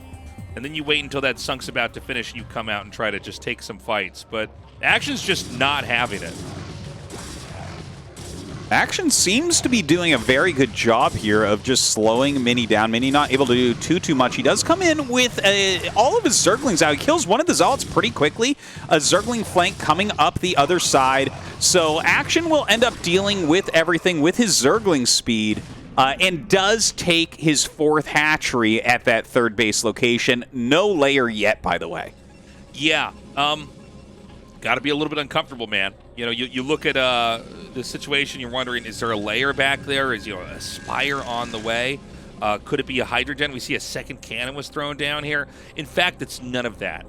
Mini has thrown down that fourth hatchery, is continuing to crank out a lot of drones. The Zealots, I think, honestly, Mini did trade pretty well. I mean, it wasn't the most ideal situation for the Zealots to be in, but I think he got some value out of it, which is not bad. But Action's going to set up for a very comfortable macro game. The Stargate is a little bit over halfway done, and there won't be any real scouting that can help Mini know what kind of game he's in for until that Corsair can graze through the main of the Zerg. And you know what, Tasteless? I really like this type of play out of Action. We've seen it before from Hero, where you go speedlings and then you stop gas for a bit and really get a lot of drones. It feels really flexible. I really like what I'm seeing here out of Action. And Mini, I don't think really has too much of a clue of exactly what Action has planned here. Yeah, it doesn't seem like it, right? And, you know, the Zealots, they're not getting very good trades. He's identifying that, you know, the Zerg might have droned up. Looks like one Zealot is going to come in here and scout in the main, but you're going to see that basically there's so many drones. You've dropped all your Zealots, so your army isn't as beefy. And, you know, there's not a really good timing attack here for Protoss if you sent your Zealots out the way that Mini did here in this game. You kind of don't have the bulk of your army, right? Yeah, his army is like very, very small right now. He's going directly into that Citadel, adding an additional gate as well. Still sending some Zealots up, but Hydras are starting to pop now here for Action. Maybe just to chase back the Corsairs, but I could see him setting up for like one of these pre-storm mass Hydra busts. Yeah, I think it would be not a bad idea. He's going to finally have this Zealot taken out over here. There is going to be a period, you know, especially after you have that initial pressure come out, that you have to respect the Zerg. You've got to get a couple cannons up here and try to get Storm out as quickly as possible. Zerg's drone count looks very, very healthy overall here. I'm kind of surprised to see he was actually able to kill that Overlord off over there. Mini really on top of his game right now. And so we have the third cannon being produced. You can see there's not that many Zealots. The Zerg's army isn't massive either, but I'm kind of liking this for Action right now. You like Action's position? Yeah. It doesn't feel, though, like Mini has done anything wrong, if I could say so. Like, it feels like it's not that he's playing poorly or anything. His Zealots haven't done that much, but it's like he's just kind of doing his Mini thing. You know, he's getting into his Templar Archives. He's flying around the Corsairs. He hasn't really super wasted anything yet. No, I mean, I think that Mini's played a solid game. You know, especially at high levels, gate opening versus mass laying, it can be very, very tricky for both sides. I don't think that he had any total failures. I guess maybe the second Zealot attack was a little bit worse than the first, but keep in mind, Mini's been producing probes this whole time. He's now up to 4 gateways. The Templar tech is going to kick in. And for now, Zerg's just powering up. Mini's doing a good job of continuously scouting, and he's confirming that there's no Spire. That's one of the things you need to watch for. Oh. Is you need to, you know, do you see any Lurker eggs starting? Do you see Overlord speed? In this case, he does have speed. Do you have a Spire? What kind of game is this going to be? Because it seems like Zerg might want to set up for a big Lurker contain. Yeah, that's actually a really good point that there's no Spire yet. There's a ton of Hydras walking across the map, though. Only 3 cannons guarding the front. A couple of High Templars probably gaining energy and getting Psystorm at the moment. In the meantime, we actually have that counterattack as well. Both sides diving upon each other. Oh. But here's that pre-Storm timing we were talking about before. Yeah, if you don't have Storm in time, like the Hydras will just kill you. One storm goes down, but you need these storms to be going down when the cannons are firing. You need that extra damage to come out. And right now, I just see Templars sitting here waiting for energy to come in as more Hydras are going to rain down, Artosis. This does not look good for Mini right now. This is some great micro coming out of Action, pulls back so few units, and the Hydra's being so microable. Not a lot of options here for Mini. I think he's just going to get busted completely. I think so. The probes are pulled, but the Hydra is very deftly back off here. The pylon's taken out. Now the Forge can't finish the attack upgrade, or armor upgrade, excuse me. Yeah, I think this game just ended.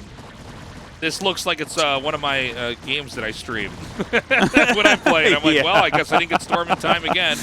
I guess got to Mini- tell you something. It's tasteless. When when you see a game like this from one of the top pros, you're like, yeah, I know how that feels too. Yeah. Okay. I'm like, okay, well, I guess you do have losses that are just like mine.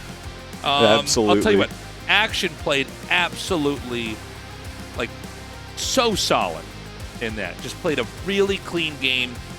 And you know, overpowered Mini there in the mid game. I think Mini had some cool tactics set up. I like what the Zealots did by hitting that hatchery. But the thing about Action back there is Action just looked at that and said, no, you know what?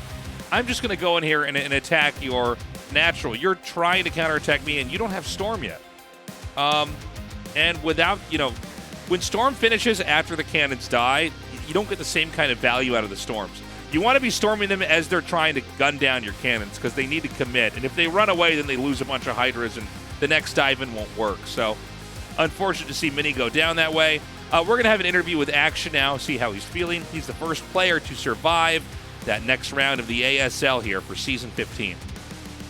Yeah, so well done. Hopefully Mini able to come back through that losers match. ASL 시즌 15 24강 개막전 경기 함께하고 계십니다. 가장 먼저 16강에 오른 선수 김성대 선수 만나보겠습니다. 축하드립니다. 감사합니다.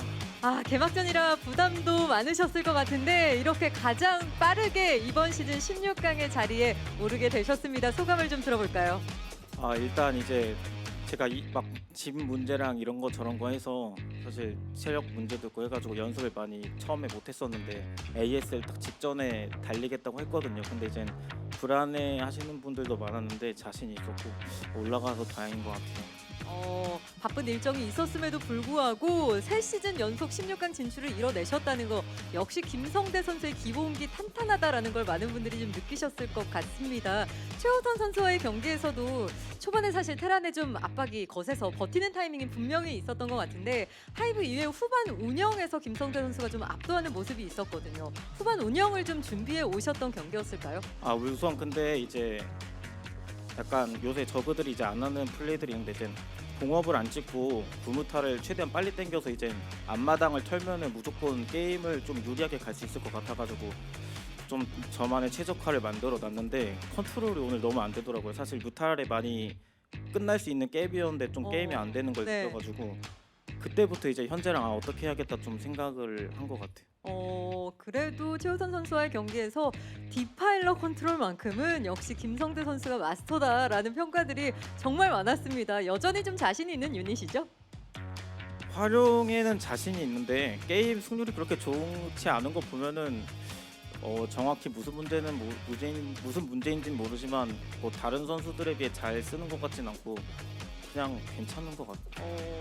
변현재 선수와의 승자전 경기 서로가 서로를 참 까다로워할 만한 상대가 아니었을까 싶은데요. 이 변현재 선수와의 경기에서도 이 초반에 질럿 견제를 굉장히 잘 막아내시고 히드라로 한방 타이밍을 좀 노리셨던 것 같아요. 근데 이 타이밍 변현재 선수가 예측하기는 참 쉽지 않았을 것 같거든요. 어떻게 좀 계산을 하셨나요?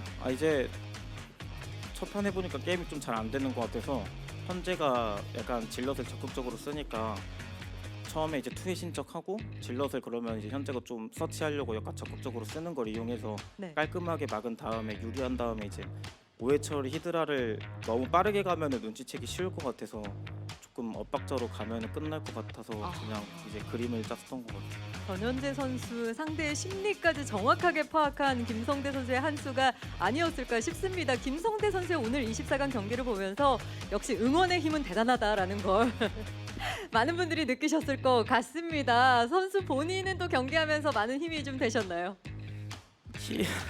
힘되죠. 힘되고 좀 네. 이제 그런 부담감이 오히려 이제 잘 되는 것 같아요. 왜냐면은 또 뭐 오는 이제 친구들도 있고 그리고 또 이제 뭐 유난히 형이나 이제 다른 감성 친구들이나 아니면 이제 팬들도 다 응원해 주시기 때문에 이번에는 원래 비방 연습을 좀 많이 안 하는데 그래도 좀 많이 하고 진짜 하루 종일 게임 생각을 많이 했던 것 같아요.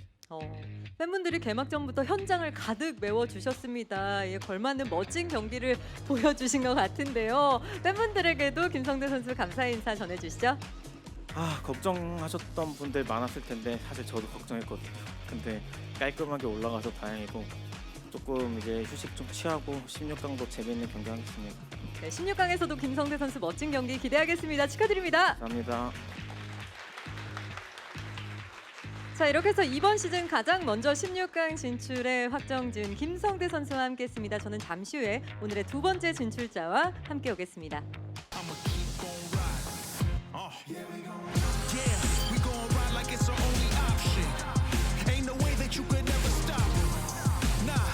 Too much drive. I ain't slowing down until I cross that finish line. Yeah, that's why we ride like it's.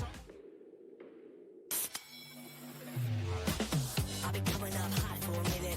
Everybody know the drop when I'm in it. Everybody know the drop when I'm in it. I've been coming up hot for a minute. Some say that zero. 그래 걱정 빼고 고민 빼고 망설임 빼고 This is zero life. 없어도 되는 건 빼고 실성사이다 제로.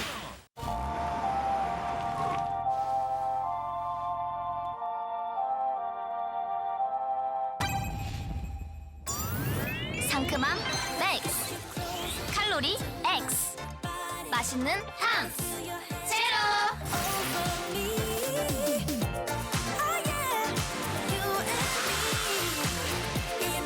요즘 제일 탐나는 제로, 우리들의 제로, 탐스 제로.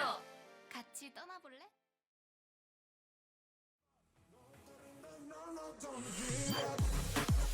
Welcome back, everybody.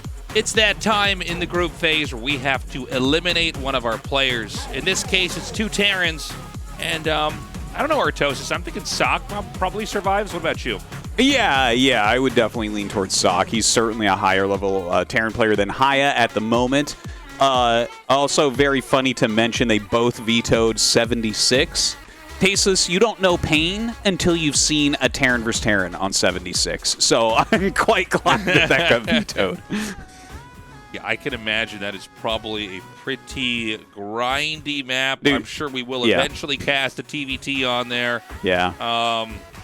And I better have eaten my Wheaties that morning, man, because that is going to be, as a caster, a real test of my stamina. Yeah. Just as a funny side note, guys, for 76, because it's such a crazy map with so many bases, but you can't really walk around. It actually, the TVTs I've seen are all mass Wraith into mass Valkyrie, and it's like the silliest thing you've ever seen. Oh, really? Yes. It's like 12 Wraith and then 12 Valkyrie, and then you go dropship Goliath tank, and it's just like, it's insane. But we are not going to be going there.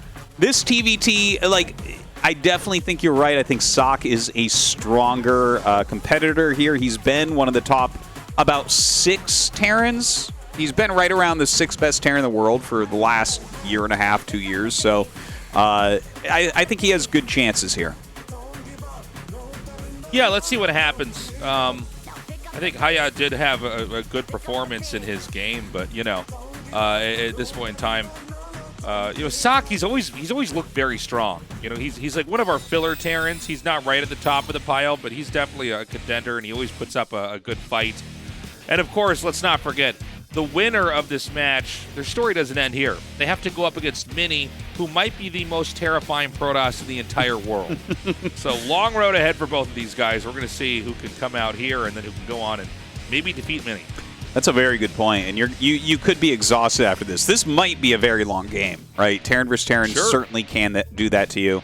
We are going to be going on to Dark Origin, which is that map that we just saw the Protoss versus Zerg on.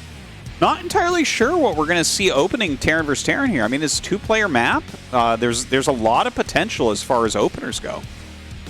Yeah, we're pretty much ready to get into this game. Yeah, Dark Origin, again, we have a lot of maps here that are going to really strain the pro gamers to try to figure out how to play with these new features on the map, but at the same time, these maps aren't totally crazy. Minus 76, I guess.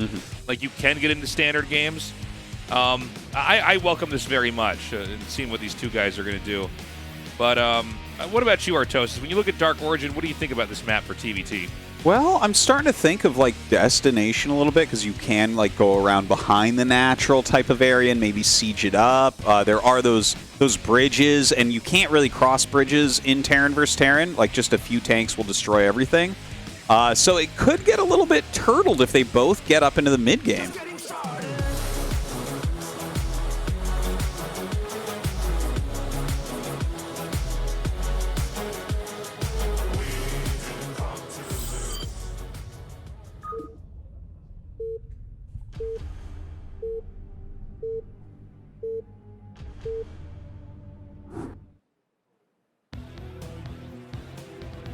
right, so here we go. We are getting into this first game.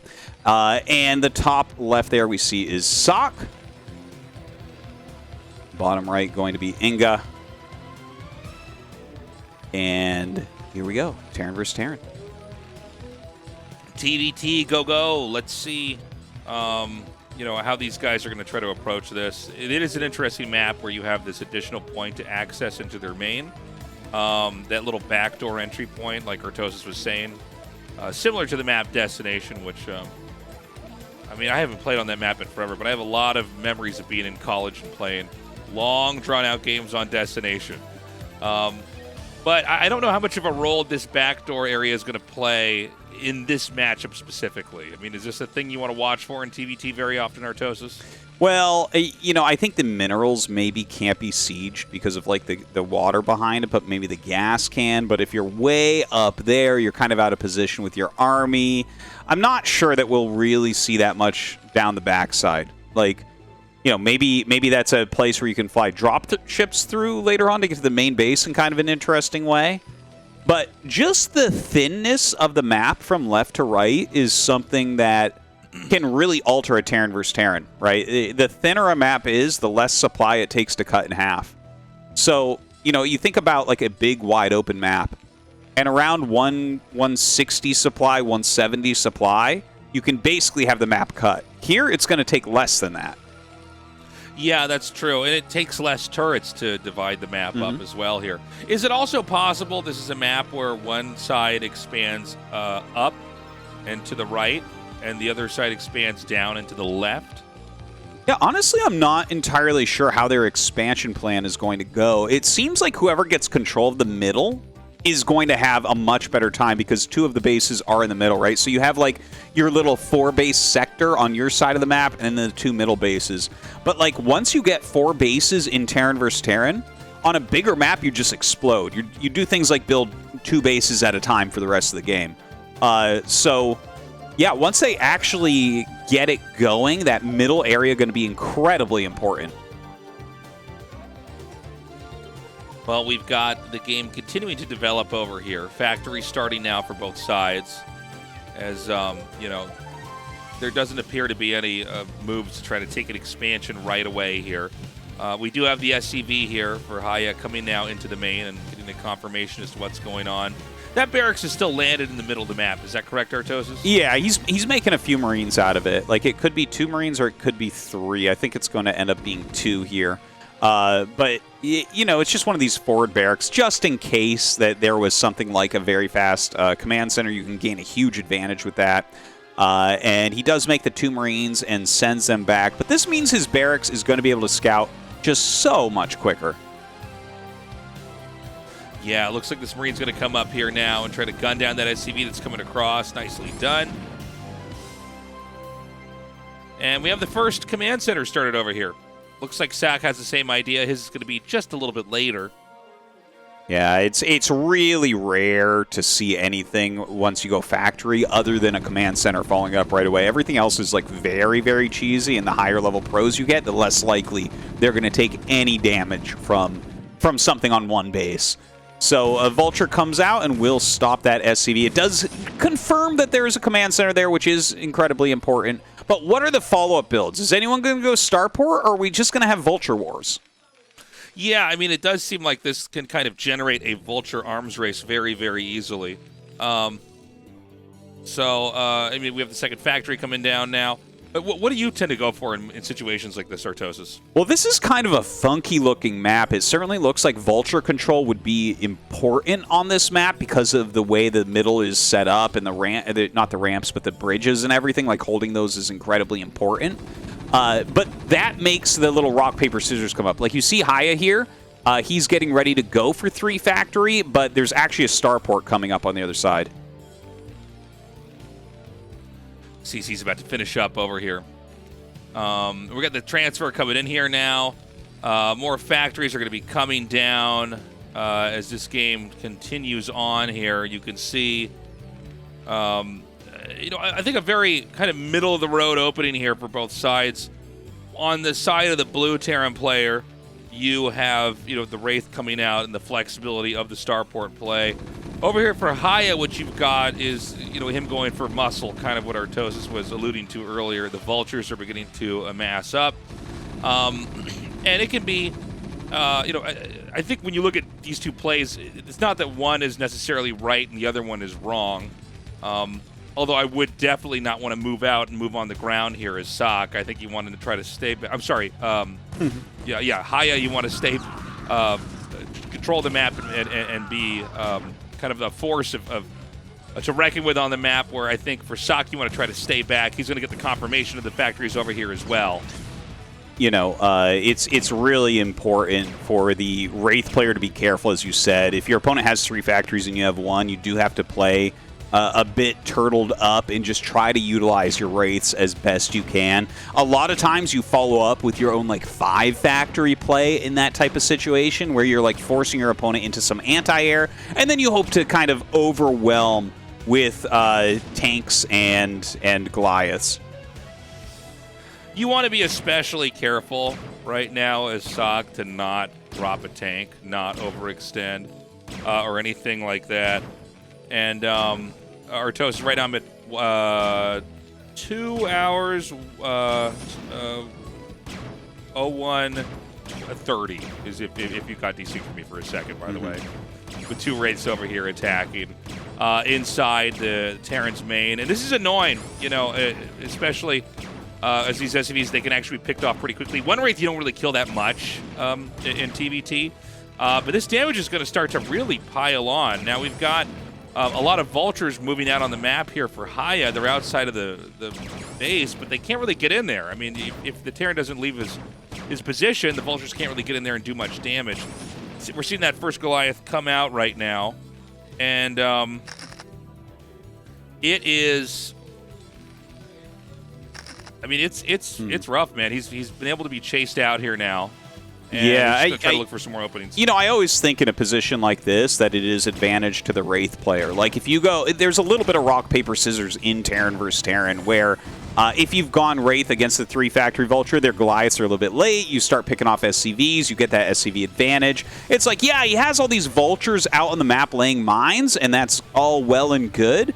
But you're definitely forcing him into a lot of anti-air, which, you know, that's always annoying. The Goliaths aren't going to do much against Vulture tank. Yeah, this is a great play here. You can see that there's nothing that can detect. These Wraiths are now just going to keep hitting this, the SCVs that are making this Academy. And if these SCVs can't actually finish this Academy, there's just not going to be anything to scan and take on these Wraiths. So this is a huge moment here. More SCVs are being fished in.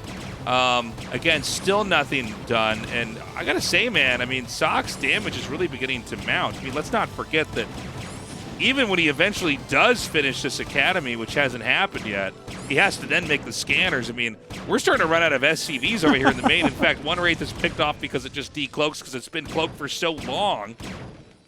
Yeah, dude, the amount of damage on these Wraiths is absolutely insane. And now look at this, drops in that back. This is what I was talking about with the backside, but it looks like he's going to be able to get down here pretty quickly. This siege tank drop, I'm not sure how much damage it'll do.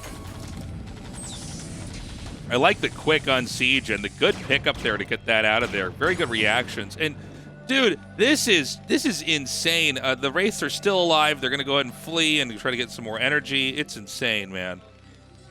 No, and you know, it feels like sSak has controlled this game pretty much throughout right now. What do you do here as Haya to try to catch up? You've lost a lot of SCVs. Let's see what he does. All right, so the middle of the map is really filled up over here with mines. So there's not a lot of moving that you can do by just kind of trafficking all your stuff through the ground here. But it's not like sSak's really done that just yet here. The SCV count, I mean, we don't have it on camera. It's not like it's a StarCraft 2, you know, observer mode here. But we can definitely confirm that sSak has way more SCVs. The number of workers that were killed back there was insane. That's probably, unless we have something really crazy happen, that's probably the most impactful interaction in the game. Losing early workers is the most crucial thing for sure. Now, Haya actually has an interesting idea here. He's killing this structure in the back and looking to do a counterattack, because right now sSak is like running away with the game. He's up 30 supply, which is gigantic at this stage of TVT. And look at this. The SCV sees what he's doing. He's trying to get up here. There's some real potential in this attack. This is actually kind of crazy, man. It looks like Haya's going to get his siege tank sieged up first here, which means that the tanks here from sSak are just going to get gunned down. The vultures will come up right here into the main. They're going to be driven back when he realizes there's too many reinforcements. He's able to shut the gas down over at the natural. That's another moment where it's rough, man. I mean, gas is such an important resource in this matchup. If you have, 2 gases and your opponent has 3, think of how many more tanks that player with 3 gases is going to have. And right now, sSak's trading out a lot of tanks just to try to reclaim this gas. That is very painful. We go from the 30 supply lead down to 20, so definitely making a bit of progress on this comeback. But is this enough? Like, Haya has given a lot of units to that area of the map to try to get this damage done. Well, it seems like sSak's managed to fight this off, but maybe he's worn... well, hold on a second. I think sSak, he might be able to reclaim this, but now this other attack coming up over here at the other base. I guess Haya decides he can't really get in there as well. Quite an action-packed TVT here. It is important to remember right now that Haya does not have a third base. So for all of the attacks that have happened in here, and the damage that sSak has taken, sSak is basically propelling himself further ahead here by just getting more stuff in development. The difference between 3 base and 2 base in Terran vs. Terran can't be understated. This is not, it's not like Terran vs. Protoss where it's like, yeah, I have less bases, but I can become more cost efficient. It's not really the case. You're playing with the same units as your opponent, and he's going to start really taking over the map. So it is a tough situation for Haya. He's sitting down at 79, 80 supply. That's really weak for 12 minutes in, Like, at 12 minutes, if everything went better, you're going to be closer to 160 supply. So it's a bit rough. sSak really on point this game, adding additional factories, continuing to macro out very quickly. And I love seeing him mix in some starport play here a little bit later, like some of these dropships coming out. Yeah, and if I could try to be a little bit clairvoyant here, it just seems like unless sSak takes real considerable damage, I think he's going to have the next opportunity to try to move out. I think Haya has the right idea by trying to control this bridge, but this bridge isn't the only access point here on the map. Certainly it's less convenient to have to go all the way around the bottom here, but I think sSak just having way more, as long as he doesn't just go directly into siege tanks and siege mode, he should be able to just navigate this pretty easily. It looks like, yeah, sSak is going to go up around the left-hand side here. Coming down that ramp, there's not really anything from Haya blocking that area. It was really putting all his eggs in the bridge basket. And now sSak is going to rip through the center. Look at this. His siege tank count so ridiculously high, and Haya going to lose his tanks in a matter of seconds. Yeah, and this is where it's going to just start getting so bad. Those raids doing so much damage earlier, and Haya just not able to do enough damage to really turn this around. We're just seeing the sheer volume of tanks and vultures that are going to come out across the map and run over everything. I mean, we see this one tank fall here. How many tanks could Haya possibly have back at home, and how could it ever contest with what we're seeing just roll through this map? Even at bridges like these that are so hard to get over, I mean, you only have 3 tanks. It's not going to work out, and that is going to be that. GG is called, and sSak going to take the game against Haya. Haya does get eliminated in last place, the first person out of ASL. No big surprise there. He's a great player, but honestly, I think he was one of the bigger surprises getting in this season. Yeah, I mean, this was a game where the better player won. I mean, let's not beat around the bush.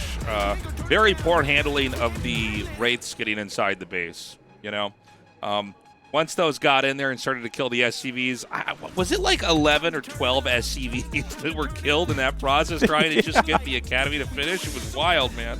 Yeah. That kill count is just unbelievable on the Wraiths. Gets you such an advantage. It's crazy, man. So Action is our first survivor, and that makes Haya our first player to die out in this ASL, and he will be one of many more to come as we go through the group phases here at the start of season 15. Yes. Our next match, of course, going to be the final match of the night. sSak, can he take out Mini? I think it's going to be closer than a lot of people would say. I think you're probably right. Should be a pretty fun match. What exactly does Mini have up his sleeve? And will we have any kind of crazy upsets? We know Mini sometimes drops the ball, gets knocked out early when he's not winning an ASL. Anyways, guys, short break. We'll be right back with Mini and sSak in just a minute.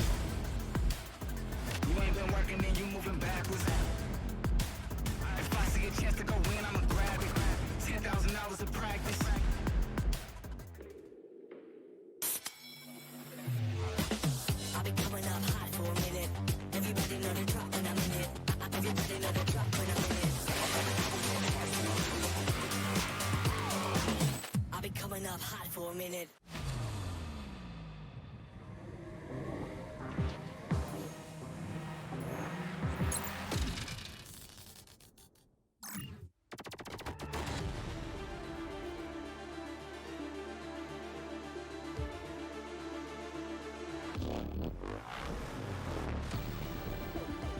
하이템프로 찾아라. 자, A쪽에는 안 보이고 뒤에 다 섰습니다. 하이템프로 다 섰어요. 여기 테론 쪽에서 경고 떴습니다. 뮤탈 경고 하이템프로 떴어요. 찾아라.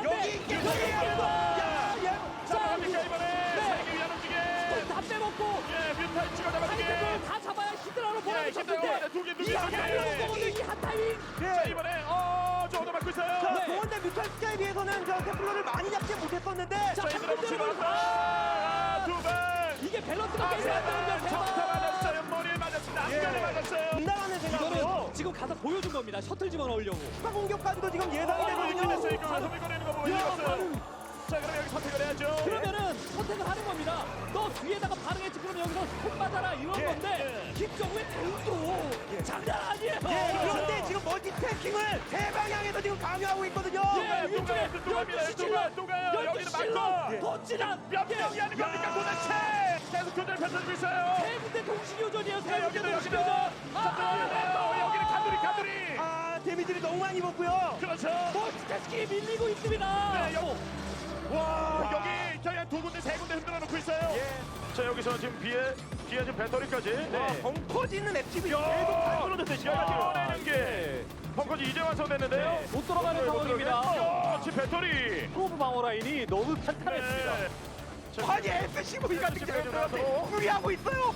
어딘겨. 와. 어딘겨 그다. 프로브 방어 라인. 프로브 방어 라인. 근데 터지죠. 야.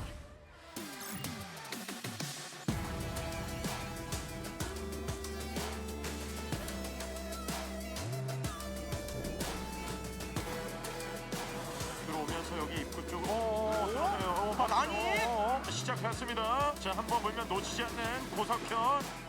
놓쳤어요. 저울링 또 달리죠. 테란 입장에서 보면요 억지다라고 우길 정도로 쓸데없는 타이밍. 자, 대부분 한 번 실패하면 다시 이런 식으로 시도를 잘 안 하는데. 물고 또 물고 이게 바로 미친 저글링이거든요. 네.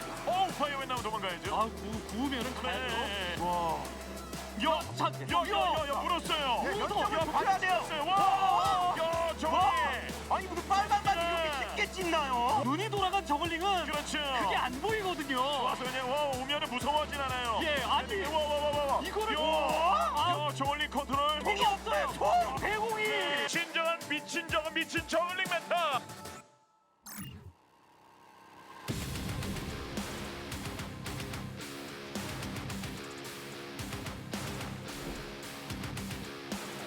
점점 인구수 차이가 벌어지고 있습니다. 40 차이. 늦으면 안 되거든요. 백업이 바로 오니까 상대 공략 성공이 X가 될 수 있겠는데 자리를 길게 잡고 있기 때문에 내리지는 않았어요. 이쪽 확장 기지를 때리는 게 더 낫겠다 판단을 한 것 같습니다. 자, 그래서 아래쪽 기지 쪽으로 병력 가는데 저희 벌처 마인. 탱크 숫자가 차이가 나기 돼 때문에 있어요. 오. 마인으로 벌처로 지금 와 여기서 벌처로 극복을 했어요. 이거 지금 낚아먹어요. 먼저 내렸습니다. 자원 채취 못하도록 고지 아래쪽에서 병력이 올라오는데요. 자, 실현하는 게 여기도 가능하죠. 저희 버텨냅니까? 아, 먼저 내렸어요. 이거 손해보는데 저기서. 속기 분량이 오거든요. 자, 허리 자르기. 네, 백업까지 지금은 자를 수 있는 드라스리아인데 그 애매한 곳에 내리면서 좀 많이 터지긴 했었고요. 네. 자, 준비된 물량이 남아있냐가 중요합니다, 저기서. 위에서도 자, 대기 병력이에요. 네, 위쪽 랜덤 병력이죠 이거. 네. 그래도 오. 자, 골리앗 붙이고. 야, 엄청난 난전입니다 이 지역에서는. 정말 치열합니다. 여기 투입됐던 김주성 선수의 물량만 봤을 때는 그 뚫고도 남았어야 된단 말이에요. 팩토리 장악 성공하면은 자원 밀리는 거 상관없거든요.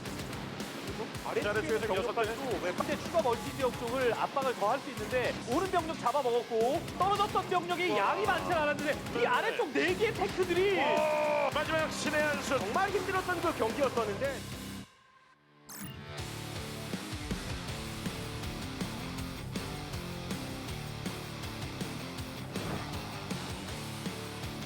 병력 생산 안 하고요. 우선은 머신샵부터 올렸습니다. 벌써 속업을 준비하는 것이 아닌가. 다 옆으로 안 보이게. 아직은 잘 몰라요.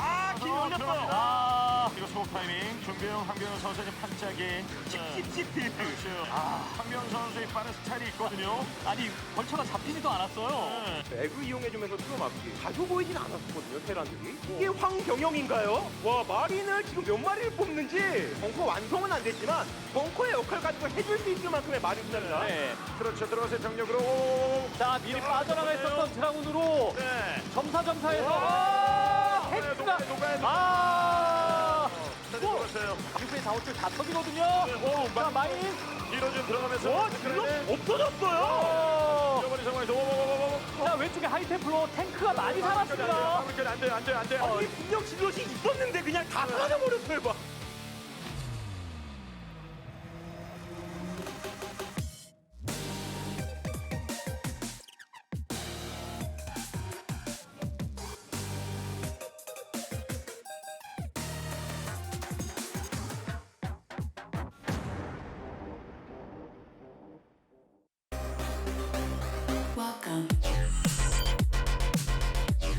We're back, everybody. It's time to go into this final match with Mini versus Sak here. And look, I think everybody is assuming Mini's going to move on, but don't count Sak out.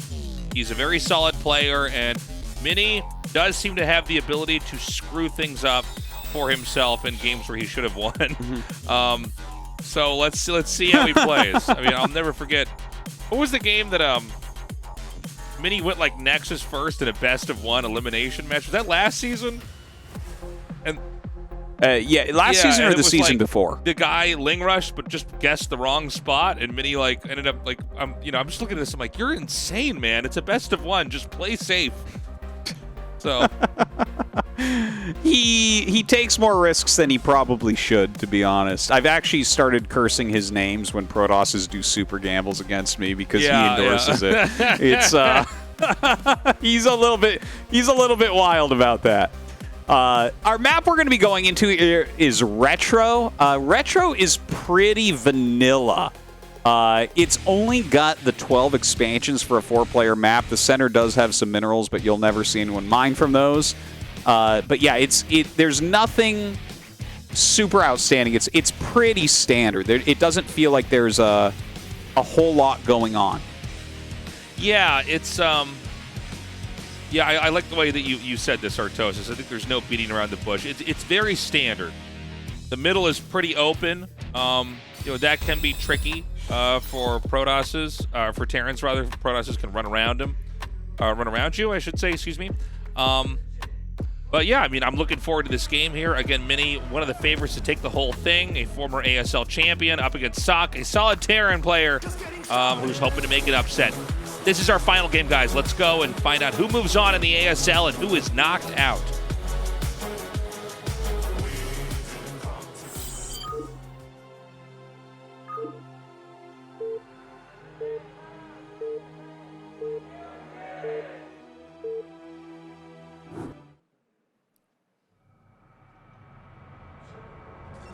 So starting in the top left, we have Mini. And in the bottom left, we have Sak. So the real, I guess, the defining feature of this map is you have your natural, and then the third base that's like, quote-unquote, yours, does have double ramps. Right. So you can get up from either side. All the bases are around the edge, nothing towards the center.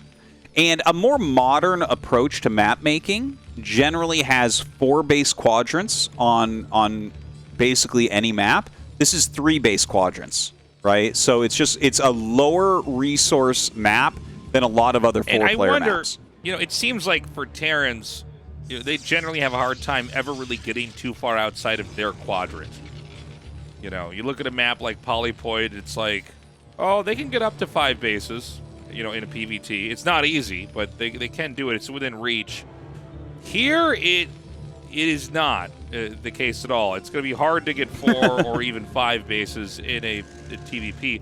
Now, you don't have to go up to that many bases. You can try to play a game that's going to be ended pretty early, but it's something worth watching for here. By the way, Mini going for a gateway on the low ground here. So a bit of a pressure build here. This is not the same as the build we saw him do earlier to start the show off, where he did his pressure build, taking the gas at the same time. This is just a Zealot pressure, probably into expand. Very, very likely about that. He does love his pressure openers. sSak, on the other hand, going for just a gas here, so probably just a factory expand for him. I'd be pretty surprised if he did anything other than that. Nothing really works very well in one base against Protoss at the moment. But yeah, what you were talking about with the map, I do want to kind of jump back to that for a moment, because it's interesting, because you say, you know, it's going to be hard for Terran to really get that 4th base here, or get a 5th base especially. Definitely can agree with that. And then if you look at it from the Protoss perspective, when there's 4 base quadrants, like the 5th base is the only one that you have any potential to deny. And then, you know, Protoss can get a 6th base that's near the 5th base. Here, if you look at it, like, where's 5 bases for Mini? 4 across the top and then the natural of the top right main, right? So, like, if you get any further from that, you're actually getting pretty far away for bases beyond 5. And 5 base is pretty manageable in Terran versus Protoss. So I think that this map might, like, this might end up being a great map. I'm really unsure you know, on it's one of these maps that whenever I look at our lineup of the maps, I'm kind of like, I don't really know what to say about this. Like, seems pretty normal. I could see myself comfortably starting a game on this map and probably getting pretty quickly acquainted with it, but I think that its simplicity can offer some pretty excellent games. And I kind of welcome this. We've had a couple maps, like Polypoid as an example, where it was pretty dense with expansions that were sort of handed to you. This one seems to make you really have to work. Well, right now, sSak is going to have to really work, because he only made 3 Marines and went for an add-on as opposed to making a Vulture, which is standard in the matchup right now. So the 2 Zealots coming up really push him back, and these are going to be scary to deal with. I guarantee you he's making a Vulture right now to help clean this up, but these Zealots are going to do some serious damage here. Look at this. The Marines all look like they're likely to fall. Yeah, getting so much damage off over there. The tank has started. There are still 3 Marines out here. Nice moving shot to take that other Marine out. And a pretty good start, honestly. It looks like he's actually avoided this pretty well. He's going to come back in here. Fight happening under the mini-map, but we know the Zealot died. We heard him in his death throes. And then from here, it's going to be a Cybernetics Core coming. There is 1 Dragoon out, although it looks like the Vulture has actually gone around this Dragoon.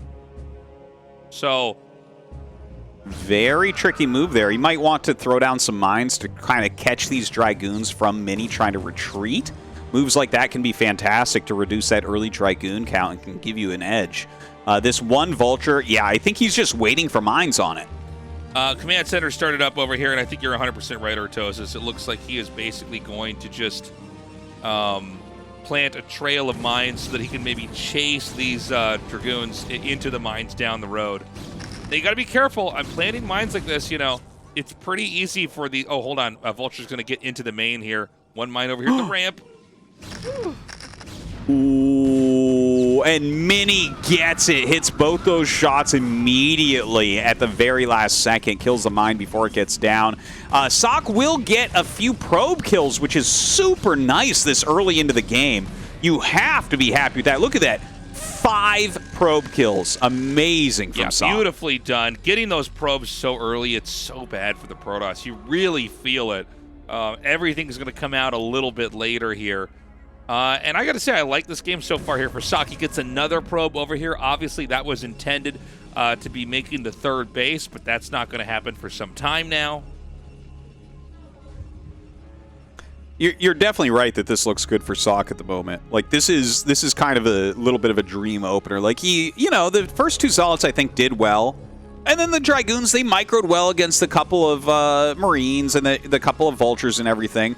But sSak killing 5 workers in that main base plus getting a full scout on the tech, like, that can't be underestimated. To get a full scout on the tech, you look at that and you say, okay, what do I need? Well, there's no fast DT, so we don't need fast detection. Can I get the armory up in time so that Goliaths can be my anti-air, or do I need missile turrets, right? Knowing the timings of all this is incredible for sSak. Yeah. And, for Mini here, we need to get the observers out. He needs to clear some of this area. It does look like if you get denied your 3rd man, it's not like you can just try to go somewhere else, huh? Like on so many other maps in this matchup. I guess just the fact that there's so few bases on here, it also makes it a little bit easier for Terran to try to just kind of play the predictive game and come in there and block you from getting that expansion up. It's kind of a weird trend, these lower base count 4-player maps. I noticed it recently on Nemesis as well, where I played some games there, and I'm like, oh, this has like no resources on it. It's so light. This isn't quite as light as that, but still, there's not a ton of bases, which maybe gives you more play on these fewer base counts. And Mini trying to pressure this front a little bit, but I mean, this is the thing I like about sSak's play and why I like sSak in a matchup like this. He's more likely to produce more units on 2 base, but still go for a macro game, right? Like, a lot of people will make a bunch of units on 2 base and do a timing attack, whereas sSak, he's like, no, we'll go 5 factories and then a 3rd, quite often. Like, I'm not saying he's going to do that necessarily right here, but something like that gives you a lot of stability against a more aggressive Protoss like Mini. It's something very subtle that Mini did, but when you get about 7 Dragoons and you do a push like that, you're confirming that they're getting siege mode. If they don't have siege mode, you can just run in there and shoot the Vultures and tanks down one by one. So you basically force them to show their hand. Do you have siege mode? Okay, good. Back up. I'm going to expand. Because if you see siege mode early on, then you know they can't really do that much to attack you. And from here, he's going to be going. Sorry, go ahead, Artos. Yeah, that's a really good point that you say. That's it's such a big part of the Terran metagame as well. It's like, how late can I put off siege mode? Because as soon as you make it, it's like a huge flag that says do whatever you want, because Terran doesn't really have too much potential there to do an attack. But sSak is fine with that, man. He really likes powering on 2 bases quite a bit, and that's quite meta right now as well. Has these Goliaths out, has the tanks in siege mode out, and I don't know that Mini's going to find any damage. He's going to come in now. He's dropping that Reaver. I got to say, that was pretty bad. And he's just going to run in. This is totally insane. I can't even believe this. What? This is a crazy dive right now. He's getting a few of the siege tanks. He did get some Scarabs off there that were pretty good.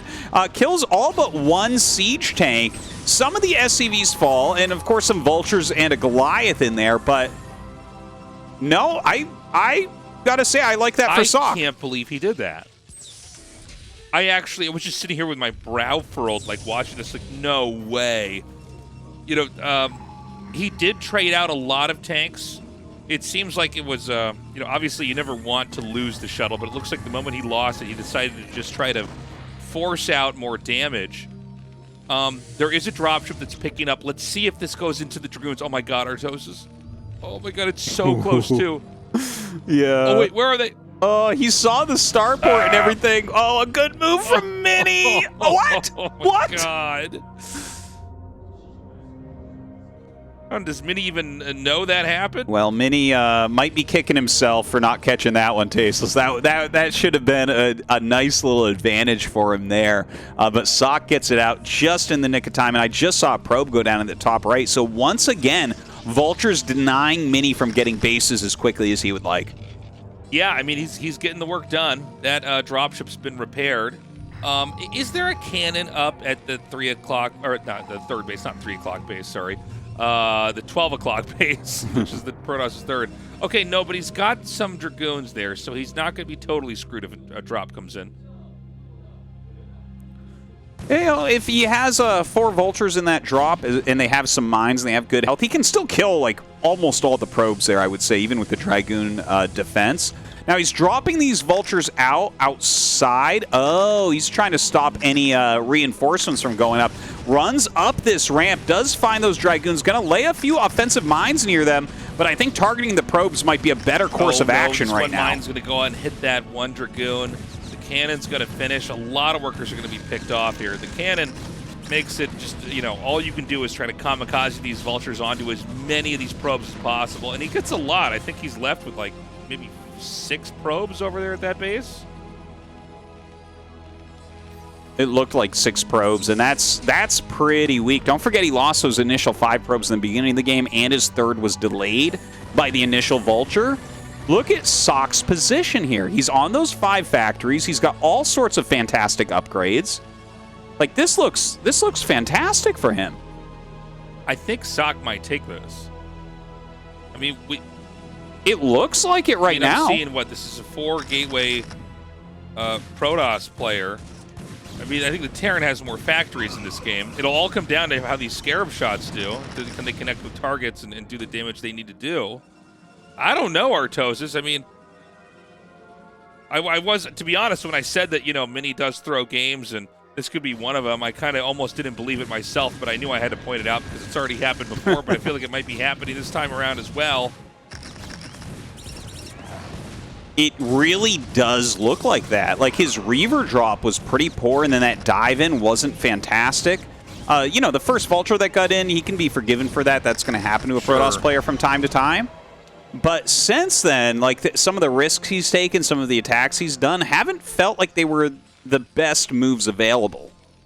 So Terran is still on 2 bases. You always got to watch, especially with Reavers at play here. You know, gosh, I just can't believe what Mini's attacking in some of these moments. You got to watch those Scarab shots and see, you know, you get a couple juicy Scarab shots to connect on top of a couple of tanks, and suddenly the whole dynamic of the fight changes.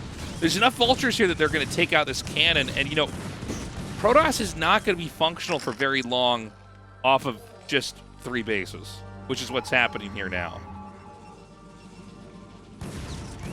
This really heavy 2-base play from sSak looks fantastic for the map, honestly. Now that I'm kind of like watching what he's doing, the 6 factories harassing, he's trying to drop.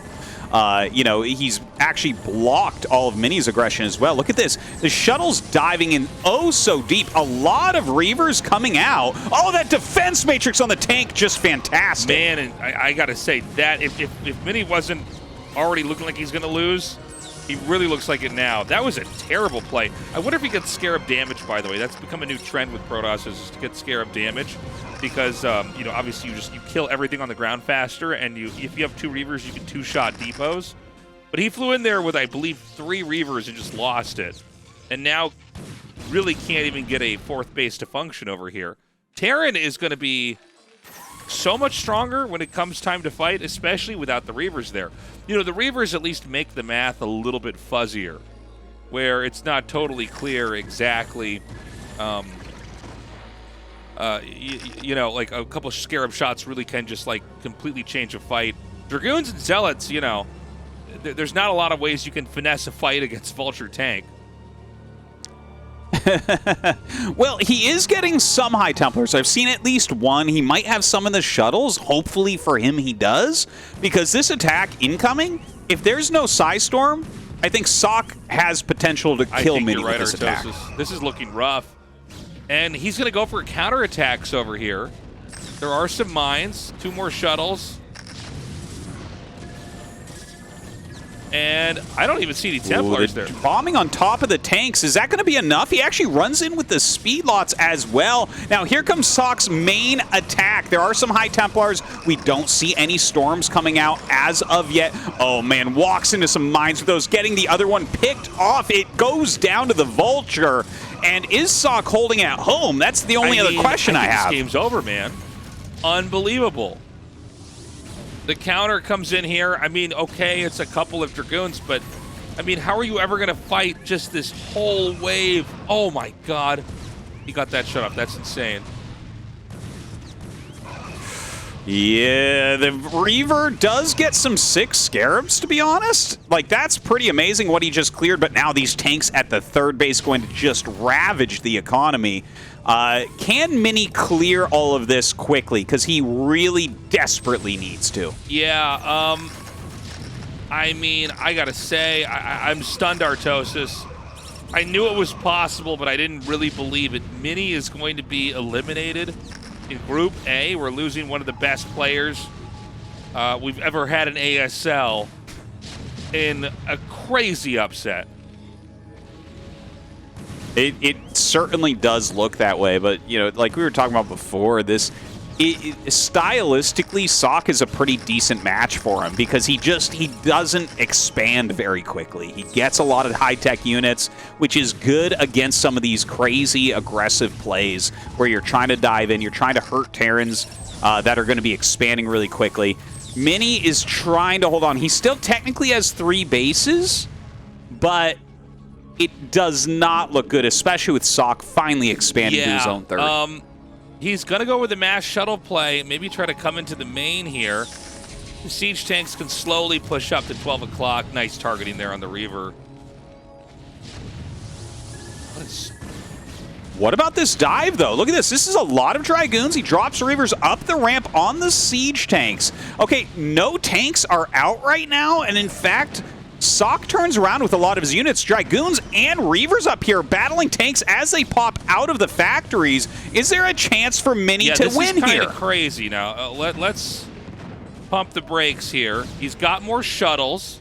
This is the mass shuttle style we've talked about a lot here. He could drop with these shuttles on these tanks again. Obviously, the Reavers easily one-shot Vultures, which makes it just such an unfair position to try to fight from for the Terran. If he could just try to take out these tanks, oh my God. Artosis, this is insane. This is so crazy. Is Mini going to have the comeback here? More shuttles coming in and offloading. sSak has very little left over. It really looked like a victory for him, but Reaver's still in his main base, barely able to keep a unit alive as they pop out, but he has an attack still ongoing. The top right isn't going to have any units left. 6 o'clock is being mined from here by sSak. I think if sSak wasn't mining from this, it'd be a different story. Is it gonna dud? Yeah. If he wasn't mining from that, I would say that he could maybe make this happen. But hold on, the DT over here to try to take out those tanks. DT really the perfect play there. The only unit that has potential to kill everything that's harassing him, but he's not actually utilizing it. There's so much going on. Mini does not put the DT on the tanks. He could have saved that if it went immediately after those siege tanks, but there is double DT at that other base, so sSak gonna lose all his SCVs. Hold on, does Mini still have a shot? I don't think so. He's like not mining. This DT killed the tank earlier, maybe, but right now I don't think so. How many scans does he have, too? Oh, he has lots of scans. Yeah, it looks like he has enough scans to deal with these DTs, but look at that, like no units here, so the DTs are going to go ahead and kill off the siege tanks. The shuttle comes in with a couple Reavers as well. Mini is not done. He's still trying to make something happen, but it feels to me like sSak he's securing the victory, I think. Artosis. I do think Mini's still dead, but really the power of shuttles, man. Long distance mining. Oh my God. This is absolutely wild. It's 38 supply to 43 at almost 20 minutes into the game. What a game these two have given us. The Vultures going up across the map. The long distance mining for Mini is very poor. He's barely getting any income right now. And with the amount of damage they've dealt to each other, sSak's still mining well off of his natural. So I think these Vultures are going to be the game closer. Yeah, I think that's it. Keep in mind, every Scarab costs minerals. It's easy to forget. You know, and in other words, you run out of money, you can't even attack. GG. What in the world? Wow. Dude, I can't believe this. I can't believe Minnie's out. Yeah. Unreal. It's so early for Minnie to be out. You can see the disappointment in his face. sSak, on the other hand, extremely happy with himself. And I got to tell you what, I think most of the competitors in ASL probably pretty happy that sSak just won Minnie's there. Out of the picture. Only so many more Pronasses left. Keep in mind, this is already a Terran-heavy ASL with 10 Terrans coming into this. So, you know, one of this... You're right, Tasteless. It keeps getting better and better. This is Tastosis Fantasy Football ASL. No, I mean, it's crazy that Minnie got knocked out. I was so confident he was going to be in the top 8. I was looking forward to stealing all of his strategies and using them for my ladder sessions when I stream. But here I am, once again, another ladder season where I'm lost at sea as Minnie is out of the ASL. It's a rough loss for him, but let's go ahead and see how sSak is feeling. A조 경기부터 정말 숨막히는 경기들이 이어졌는데요. 오늘의 두 번째 진출자 테란 최우선 선수와 함께하겠습니다. 축하드립니다. 감사합니다. 벌써 2시즌 연속 16강 진출을 확정짓고 계십니다. 계속해서 16강으로의 안착에 성공하고 있는 기분은 어떠신지 궁금한데요. 마지막에 이제 현재가 최종전으로 왔을 때 이제 망했다 생각했거든요. 일단 제가 진 다음부터는 계속 저그전만 생각했어요. 일단 상대가 질 줄 알고. 근데 그래도 맵이 좀 할만해가지고 좀 침착히 했던 게 약간 승리의 요인이지 않을까 생각합니다. 변현재 선수와의 최종전에서는 초반부터 최우선 선수의 이 마인 개발 이후에 벌처 견제라든지 6팩 이후 병력이 나오는 타이밍에 끝내려는 움직임까지 굉장히 손쉽게 좀 움직임이 이어졌던 것 같은데 변현재 선수는 역시 호락호락하지만은 않았습니다. 4셔틀로 본진을 초토화시키는 모습들을 봤을 때 철렁하셨을 것 같아요. 제가 이제 앞마당 깨고 12시 깨가지고 이제 뭐 병력이 없을 줄 알았는데 갑자기 셔틀 4기가 오더라고요. 그래가지고 이거만 막으면 되는데 했는데 네, 좀 침착히 막았던 게 잘 막힌 것 같아요. 마지막까지 최우선 선수가 정말 침착하게 변현재 선수의 마지막 자원줄이었던 1시까지 붕괴를 시키면서 결국엔 16강 진출을 확정 지으셨습니다. 구성원 선수와의 레이스 활용도 그렇고 김성대 선수와의 첫 번째 경기 물론 패배하긴 하셨지만 초반에 김성대 선수를 압박하는 모습이라든지 확실히 최우선 선수의 컨디션이 좀 올라왔구나라는 걸 많은 분들이 좀 느끼셨을 것 같거든요. 본인은 어떻게 생각하세요?